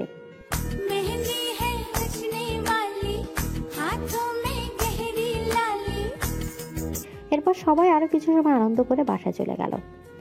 যাই হোক, কোনোভাবে অনুষ্ঠানটাও শেষ। অন্যদিকে অনুষ্ঠান শেষে মাত্র আয়না ফ্রেশ হয়ে রুমে এসেছে। এত রাতে সবাই হয়তো ঘুমিয়ে গেছে, কিন্তু আয়নের চোখে ঘুম নেই। বাবা মা আরুষকে ছেড়ে কিভাবে বাঁচবে সে? বারান্দায় দাঁড়িয়ে ধোয়া ওরা কফি খেতে খেতে এসব ভাবছে আয়না। বারবার আরুষের সাথে কাটানো মুহূর্তের কথা মনে পড়ছে। এমন সময় আয়নার ফোনে ফোন আসলো। হ্যালো, আসসালামু আলাইকুম। আননোন নাম্বারে লোকটা। কি হলো, কথা বলুন। কে আপনি? কার কাছে ফোন করেছেন? ও পাশে। আজব তো, মজা নিচ্ছেন নাকি? যত সব ফাজলামি করার আর জায়গা পান না, ইডিয়েট। আর কল করলে খবর আছে, বেয়াদব কোথাকার। আয়না তো আর জানে না কলটা আরুষের ছিল। আরুষ ভুলত বারান্দায় দরজার আড়াল হতেই কল করেছে। আয়না এরপর লাইট অফ করে শুয়ে পড়ল। ক্লান্ত থাকার ফলে চোখ বুঝতে ঘুমে তলিয়ে গেল সে। আর আরুষ এসে তার স্লিপিং বিউটিকে দেখতে লাগলো। আর মাত্র একটা দিন, এরপর তোমাকে আমি একেবারে নিজের করে নিব। এরপর আয়নার কপালে একটা চুমু দিয়ে আরুষ সেখান থেকে বাসা চলে গেল। পরদিন সকালে বিয়ে। প্রতিটা মানুষের জীবনেরই একটা অংশ। প্রতিটা মানুষই তার জীবনে বিয়ে নামক পবিত্র বন্ধনে আবদ্ধ। বিয়ে মানে শুধু দুটি মানুষের বৈধভাবে শারীরিক মিলন নয়, বিয়ে মানে হলো দুটি মানুষের মনের মিল, সারাটা জীবন একসাথে চলা। বিয়ে যে শুধু দুটা মানুষের মাঝে হয় তেমন না, বিয়ে হয় দুটো পরিবারের মাঝে, তৈরি হয় এক আত্মীয়তা। এমনই এক পবিত্র বন্ধনে বাঁধতে যাচ্ছে আরুষ ও আয়না। দুজনের মাঝে একটা আলাদা কিন্তু চেতনা ও মনোভাব কাজ করছে। একদিকে আরুষ এতদিন পর নিজের মনের মানুষকে কাছে পাবে, নিজের করে পাবে। অন্যদিকে আয়না শুধু আরুষের কথা ভাবছে। ও তো আর জানে না যে ওর যেই ছেলেটার সাথে বিয়ে হবে সেই আরুষ। আয়নাদের বাড়িতে আজ মানুষজনে ভরপুর। আর কিছুক্ষণ পর সবাই রওনা দেবে কমিটি সেন্টারের উদ্দেশ্যে। আয়নাকে একটু আগে পার্লারের লোক এসে সাজিয়ে দিয়ে গেছে। আজ আয়না একটা লাল বিয়ের বেনারসি পরেছে, 2 হাত ভর্তি চুড়ি, মুখে ভারী মেকআপ, কানে ডায়মন্ডের দোল, মাথায় গোল্ডের টিকলি, মাথার একপাশে টায়রা, গলায় ভারী ভারী ছোট থেকে বড় বড় নানা গয়নার ভর্তি, নাকে বড় নথ লাগানো, যার সাথে লাগানো চেইন চুলের খোপায় লাগানো, খোপা চারপাশে স্বর্ণের চেইন গুড়িয়ে লাগানো, কোমরে বিছা যার উপর হোয়াইট ডায়মন্ড চিকচিক করছে, মাথার উপর কাজ করা একটা বিয়ের ওড়না দেয়া, দেখতে অপূর্ব লাগছে ওকে। সর দেখি দেখি, সর সবাই, বউ সাজে কেমন লাগছে আমার মেয়েকে। আজ মনে হচ্ছে আমাদের মেয়েটা খুব বড় হয়ে গেছে। মা বাবার কথাগুলো শুনে আয়নার সামনে থেকে পেছন ফিরে তাকালো। বাড়ির সবাই বাইরে গাড়িতে উঠে রেডি হচ্ছে যাওয়ার জন্য। মা বাবা আয়নাতে নিতে এসেছে। মাকে যেন দেখে চোখের পানি আটকাতে পারছে না আয়না। সত্যি মেয়ে মানুষ চোখের পলকে বড় হয়ে যায়। এই তো 2 দিন আগেও আমার কুলে করে ঘুরতো, আজ তার বিয়ে। হুম, কি যে শুরু করলে তোমরা, শুধু শুধু আজকের দিনেও মেয়েটাকে কাঁদাচ্ছ। আমি তোমাদের ছাড়া কিভাবে থাকবো মা? আমি পারবো না। পারবি মা, পারবি। তোর তো ওই বাসায় শ্বশুর শাশুড়ির কোনো ঝামেলা নেই, তোর স্বামীকে খুব ভালোবাসবে। আয়নার ভালোবাসার কথা শুনতে আরুষের কথা মনে হলো। এখনো আরুষ আসেনি। ব্যাস অনেক হয়েছে, সে কখন থেকে দাঁড়িয়ে সবার কান্না দেখছি। চল, বিয়েটাও তো হতে হবে নাকি। তারপর সুপ্তি আয়নাকে নিয়ে বিয়ের গাড়িতে উঠলো। সবাই রওনা দিল কমিটি সেন্টারের উদ্দেশ্যে। পুরো কমিউনিটি সেন্টার খুব সুন্দর করে সাজানো। গোলাপের মাঝে বেলি দিয়ে এক অপূর্ব সৌন্দর্য ছেয়ে গেছে পুরো জায়গায়। এদিকে মাহি অন্য কাজিনরা আগে এসে পড়েছিল এখানে। গেট ধরতে হবে তো, শালিদের তো এই দিন পকেট ফুল হবে। আয়নাকে গাড়ি থেকে নামানো হলো। পাশে আয়না দেখতে পেল আরুষদের গাড়ি খুব সুন্দর করে ফুল দিয়ে সাজানো। এই গাড়িতে করেই আর কিছুক্ষণ পর আয়না চলে যাবে অজানা কোনো এক বাড়িতে। আয়নাকে ভেতরে নেওয়া হলো। ওকে কোণে স্টেজে নিয়ে যাওয়া হলো। আরুষ এখানে নেই, ছেলে পক্ষের সবাই অন্য কক্ষে। আজ আরুষকেও খুব ভালো লাগছে। আয়নার সব কাজিনরা তো আরুষকে দেখে শেষ। এত কিউট একটা ছেলে কিভাবে হয়। আজ আরুষ লাল পাঞ্জাবি পরেছে, তার উপর গোল্ড কালারের শেরওয়ানি, মাথায় পাগড়ি, হাতে দামি রোলেক্স ঘড়ি, পায়ে বরের জুতো। হাই মেরি জান, তোরে তো সেই লাগছে আরুষ। দোলা ভাই, আজ তো আয়ু আপনার উপর ক্রাশ খেয়ে যাবে। সে যাই হোক, তুমি যে আমাকে ফকির করে দিলে তার কি হবে? আমরা যে আমাদের মেয়ে দিয়ে দিচ্ছি, সেই হিসেবে ওই একটু টাকা খরচ করলে কিছু হবে না। একটু নাকি অনেক? 2 বার টাকা নেওয়া হয়ে গেল, গেটে এ আবার জুতো চুরি করলা। এটা একটু। এখনো তো বাসের ঘরের টাকাটা বাকি। মানে আপনার ওই রাজপ্রাসাদে তো আপনি আর আপনার বউ ছাড়া কেউ নেই যে বাসর ঘরের টাকা নিবে। সেটাও আমি নিব। আর আপনি বালু বেচে মুড়ি খান। এ কথা বলে মাহি হাসতে হাসতে আরুষের কাছ থেকে চলে আসলো আয়নার স্টেজের দিকে। দোস্ত, মুই আইয়া পড়ছি। তো কেমন লাগলো দুলা ভাইকে? কত টাকা দিল? যত চেয়েছে ততই দিয়েছে। মানতে হবে আয়ু, খুব ভাগ্য করে এমন বর পেয়েছে। যেমন ব্যবহার তেমন ভালো, আর একটু কিপটে না। এরই মাঝে সেখানে কাজী চলে আসলো। কাজী আয়নাকে বিয়ে পড়াতে লাগলো। বরের নাম কাজী কি বললো সেদিকে একটু খেয়াল নেই তার। সে শুধু আরুষের কথা ভেবে কাঁদছে। তার উপর মা বাবাকে ছেড়ে যাওয়ার যন্ত্রণা। কাজী আয়নাকে কবুল বলতে বললে কিছুতেই আয়না কবুল বলছিল না। শেষে অনেক জোরাজুরির পর আয়না কবুল বলে ফেললো। ওদিকে আরুষকে কাজী কবুল বলতে বলার দেরি নিয়ে সে চিল্লিয়ে কবুল বলে দিল, তাও একসাথে 3 বার, যা দেখে সবাই হাসতে লাগলো। এবার বিদায়ের পালা। আয়নার কান্না যেন কিছুতেই থামছে না। আয়নার মা বাবা ওকে জড়িয়ে ধরে কাঁদছে। আরুষর মুখে রুমাল দিয়ে রেখেছে যেন আয়না দেখতে না পায়। আরুষও খারাপ লাগছে। অনেক কান্নাকাটির পর আয়নাকে গাড়িতে তোলা হলো। গাড়ি আরুষদের বাড়ির দিকে রওনা দিল। অনেক সময় পর গাড়িকে একটা সুন্দর বাড়ির সামনে নামলো। ভিতরের সকল কাজের লোকরা সিরিয়ালে দাঁড়িয়ে আছে, সবার হাতে ফুল। আরুষ এখনো মুখ থেকে রুমাল সরায়নি। আর আয়না তো নিজের দিকে তাকিয়ে কাঁদতে লাগলো। আরুষ আয়নার হাত ধরে ভেতরে নিয়ে গেল। তারপর ওকে গেটে রেখে চলে গেল। আয়নার কাছে যেন কেমন মনে হলো আরুষ তাকে স্পর্শ করেছে। যাই হোক, কিছু সময় পর একজন বয়স্ক মহিলা কাজের লোক আয়নাকে আরুষের রুমে নিয়ে গেল আর অনেক নিয়ম নীতি বুঝিয়ে দিল। In the wedding nights room. রাত 12:30। আয়না খাটের মাঝে বসে আছে। রুমটা খুব সুন্দর করে সাজানো। খাটে 4-5টা গোলাপের ঘ্রাণে মোমো করছে। আয়না নীরবে চোখের পানি ফেলছে। একটা জানালা খোলা ছিল, সেখান দিয়ে চাঁদ দেখা যাচ্ছে। আজ তো তোমার আমার একসাথে চাঁদ দেখার কথা ছিল আরুষ। এমন সময় দরজার আওয়াজ আসতেই আয়না চুপ করে বসে রইল। আরুষও যেন কেমন লাগছে। রুমে ঢুকতে আয়না তাকে সালাম করে আবার আগের জায়গায় বসে পড়লো আর কাঁদতে কাঁদতে বলল, দয়া করে আমায় ছুবেন না। আমি আপনাকে কখনো স্বামী মানব না। আমি অন্য একজনকে ভালোবাসি। আর সে আর কিছু বলার আগে আরুষ আয়নাকে জড়িয়ে ধরলো। আয়না এই প্রথম আরুষের চেহারা দেখে পুরাই শকড। আরুষ তুমি? আমি। তবে কি আমার বিয়ে? তোমার বিয়ে আমার সাথে হয়েছে, এই জন্যই মাহি ও বাকিরা এত হ্যাপি। বোকা, কাঁদছো কেন? তুমি কি ভেবেছিলে আমি বুঝি তোমাকে অন্য কারো হতে দিব? কুত্তার বাচ্চা, তুই আমাকে কিছু বলস নাই কেন? জানোস আমি কত কেঁদেছি? আরে থামো, এমন করলে তো আমি চলে যাব। আমি যেতে দিলে তো যাবা। আয়না ও আরুষ এরপর সে বৃদ্ধ মহিলার কথা মতো একসাথে 2 রাকাত নফল নামাজ পড়লো। আয়না গিয়ে শাড়ি বদলে এসেছিল নামাজের সময়। তো সারা রাত কি এভাবেই থাকবো, নাকি আমায় কিছু করতে দিবা? এতদিন পর তোমায় নিজের করে পেয়েছি। আয়না তো আরুষের কথা শুনে লজ্জায় শেষ। আয়না পিছাতে লাগলো আর আরুষ নিজের শেরওয়ানি খুলে আয়নার কাছে একটু একটু করে আসতে লাগলো। আয়না একদম খাটের শেষ প্রান্তে চলে এসেছে। এমন সময় আরুষ আয়নাকে একদম নিজের বুকের সাথে মিশিয়ে নিল। আয়নার গরম নিঃশ্বাস আরুষের বুকে পড়ছে। আরুষ আয়নার কানের দুলগুলো খুলে ফেললো। আস্তে আস্তে সব গয়না খুলে ফেললো। কোমরে হাত দিতে আয়না হালকা কেঁপে উঠলো। আরুষ বিছাটাও খুলে ফেললো। এরপর একটা টান দিয়ে আঁচলটা নিচে ফেলে দিল। রাত যত গভীর হচ্ছে আরুষের স্পর্শ ঠিক ততটা আবেগপ্রবণ হচ্ছে। আয়নার নিঃশ্বাস যেন কয়েক গুণ জোরে জোরে চলছে। কিন্তু আজ আর আয়না আরুষকে বাধা দিবে না, কারণ আজ তাদের সম্পর্কে কোনো ভুল বোঝাবুঝি নেই। শুধু রয়েছে আল্লাহর কালামের দ্বারা দেওয়া পবিত্র সম্পর্ক, ভালোবাসা। অবশেষে এত বাধা বিপত্তি পেরিয়ে দুটো ভালোবাসার মানুষের মিলন হলো। পরের দিন সকাল। আজ একটু দেরি করে ঘুম ভেঙেছে আয়নার। জানালার গ্লাস ভেদ করে সূর্যের আলোর কিছুটা রশ্মি ভিতরে আসছে। পাখির কিচিরমিচিরে ডাক যেন আরও মুগ্ধকর। ঘুম থেকে উঠে নিজেকে আরুষের বুকে খুঁজে পায় আয়না।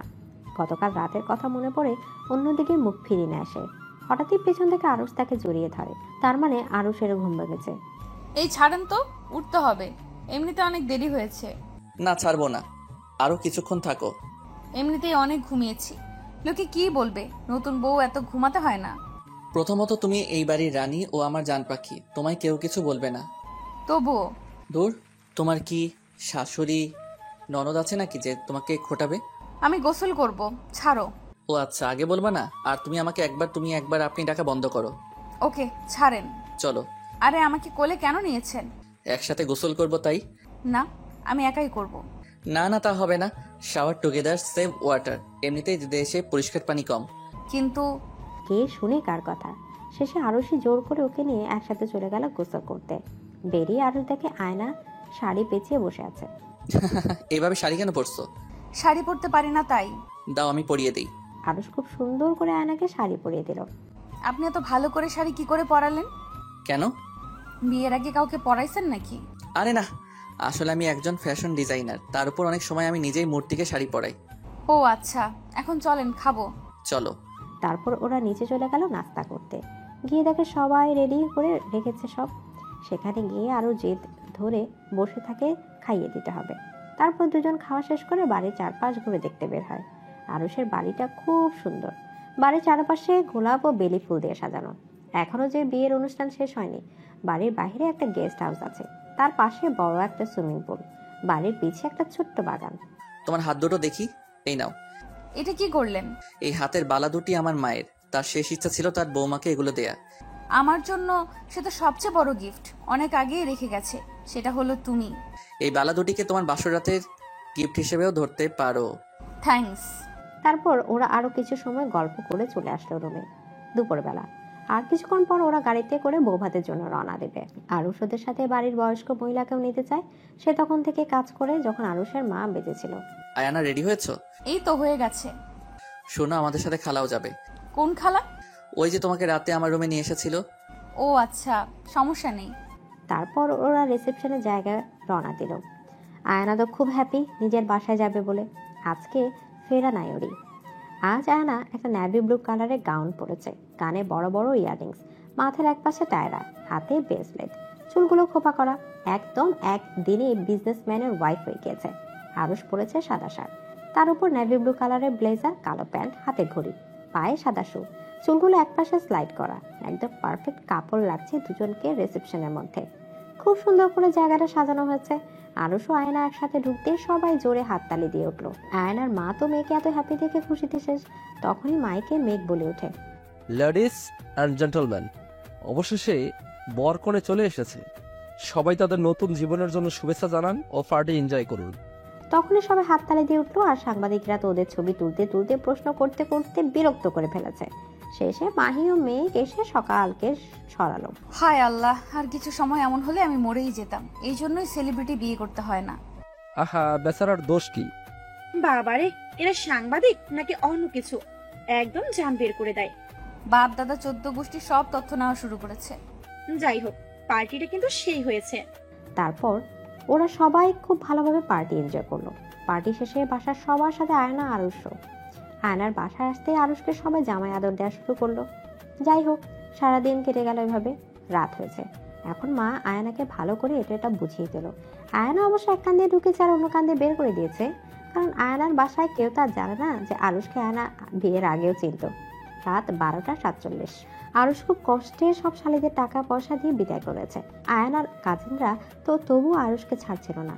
যাই হোক, আরুষও ভেতরে ঢুকলো, কিন্তু ঢুকতে না ঢুকতে আরুষ খেলো একটা উষ্টা খেলো। আয়না ইচ্ছা মতো চকলেট খেয়ে তার খোসা পুরো রুমে ছড়িয়ে রেখেছে। তাতেই পা পড়ে আরুষের অবস্থা। যাই হোক, আরুষ তো রেগে ফায়ার, ভাবছে আয়নাকে মেরে ভূত বানিয়ে দিবে।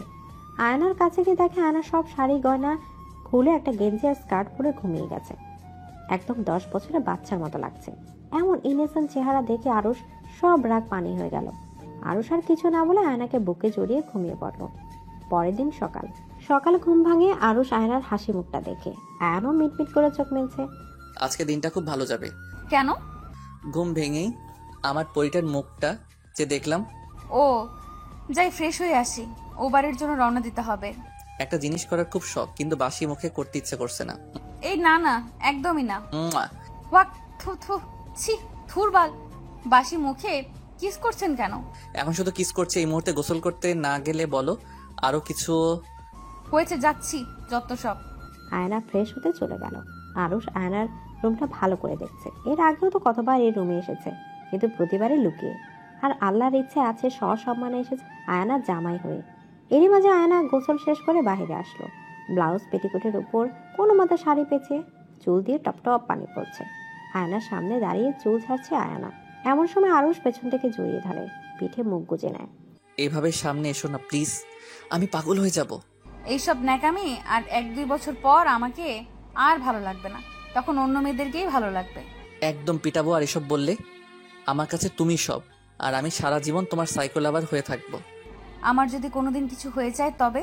আয়নাকে আরুষ আর কিছু বলতে না দিয়ে শক্ত করে ওকে জড়িয়ে ধরলো আর কপালে একটা খুব আবেগ দিয়ে চুমু দিল। আমিও মরে যাব। তারপর কিছু সময় দুজনের মাঝে নীরবতা ছিল। পরে তারা স্বাভাবিক হয়ে বাহিরে আসে। After 3 years. সত্যি এই 3টি বছর আরুষ কখনো আয়নাকে কাঁদতে দেয়নি, ভালোবাসা কোনো কমতি রাখেনি।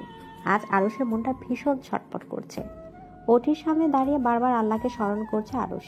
মেঘ, মাহি ওরা ওকে সান্ত্বনা দিচ্ছে। এখন মেঘ আর মাহিও হাজব্যান্ড ওয়াইফ, কিন্তু আরুষের মনে শান্তি নেই। ভেতরে তার বউ ও বাচ্চা মৃত্যুর সাথে লড়ছে। আয়না যে প্রেগনেন্ট, আজ তার ডেলিভারি। আরুষের বারবার ভেতরে যাওয়ার আগে আয়নার বলা কথা মনে পড়ছে। কেঁদো না জান পাখি, এখনই তোমাকে ডক্টররা নিয়ে যাবে, আর তুমি আর আমাদের সন্তান সুস্থভাবে বের হবে। আরুষ, আমার খুব কষ্ট হচ্ছে। আমার মনে হয় আমি বাঁচবো না। চুপ, একদম চুপ। এই তো আর কিছুক্ষণ, তারপর সব ঠিক হয়ে যাবে। দেখো, আমার কিছু হয়ে গেলে তুমি প্লিজ ভালো থেকো। কিচ্ছু হবে না তোমার, সব ঠিক হয়ে যাবে, ভরসা রাখো। হঠাৎই বাচ্চার কান্নার আওয়াজে আরুষের হোশ আসে। দেখে নার্স একটা মেয়ে নিয়ে ওটির সামনে দাঁড়িয়ে আছে। কংগ্রাচুলেশন, আপনাদের একটা ফুটফুটে মেয়ে হয়েছে। আরু যেন মন ভরে মেয়েকে দেখছে। কোলে নিয়ে অপলক তাকিয়ে আছে। এই সন্তানের মুখের দিকে তাকিয়ে যেন সারা জীবন ভালো থাকা যায়। আয়নার কথা মনে আসতে আরুষ তাকে তাদের মেয়ের মাহির কোলে দিয়ে নার্সকে ধাক্কা মেরে চলে যায় ভেতরে। আয়না, আরুষ। দুজন দুজনের দিকে তাকিয়ে আছে। আয়না সুস্থ দেখে যেন আরুষের দেহে প্রাণ ফিরে আসলো। আয়না তার মেয়েকে দেখার জন্য অপেক্ষা করছে। এই নে তোর রাজকন্যা। আমার মেয়ে? আমাদের আয়ুষী। বাহ, নামও দেখি রাখা শেষ। এরপর আরো কিছুদিন কেটে যায়। এক রাতে আয়ানা ও আরুষ মিলে কিছুতেই আয়ুষের কান্না থামাতে পারছিল না। শেষে আয়ানার মুখে গান শুনে আয়ুষই থামে। चल लेके चलो तुझको, चल लेके चलो तुझको एक ऐसी देश में, चल लेके चलो तुझको एक ऐसी देश में, मिलती है जहाँ खुशियाँ परियों की भेस में, रहती है जहाँ खुशियाँ परियों की भेस में। এভাবে কাটতে থাকে তাদের সময়। সত্যি আজকের দিনে খুব কম মানুষই তাদের প্রথম ভালোবাসাকে নিয়ে সুখে শান্তিতে থাকতে পারে। সত্যিকারের ভালোবাসা কখনো শেষ হয় না, যে কোনো পরিস্থিতিতে আবার এক হয়ে যায়। বেঁচে থাকুক আরুষ ও আয়ানার অফুরন্ত ভালোবাসা।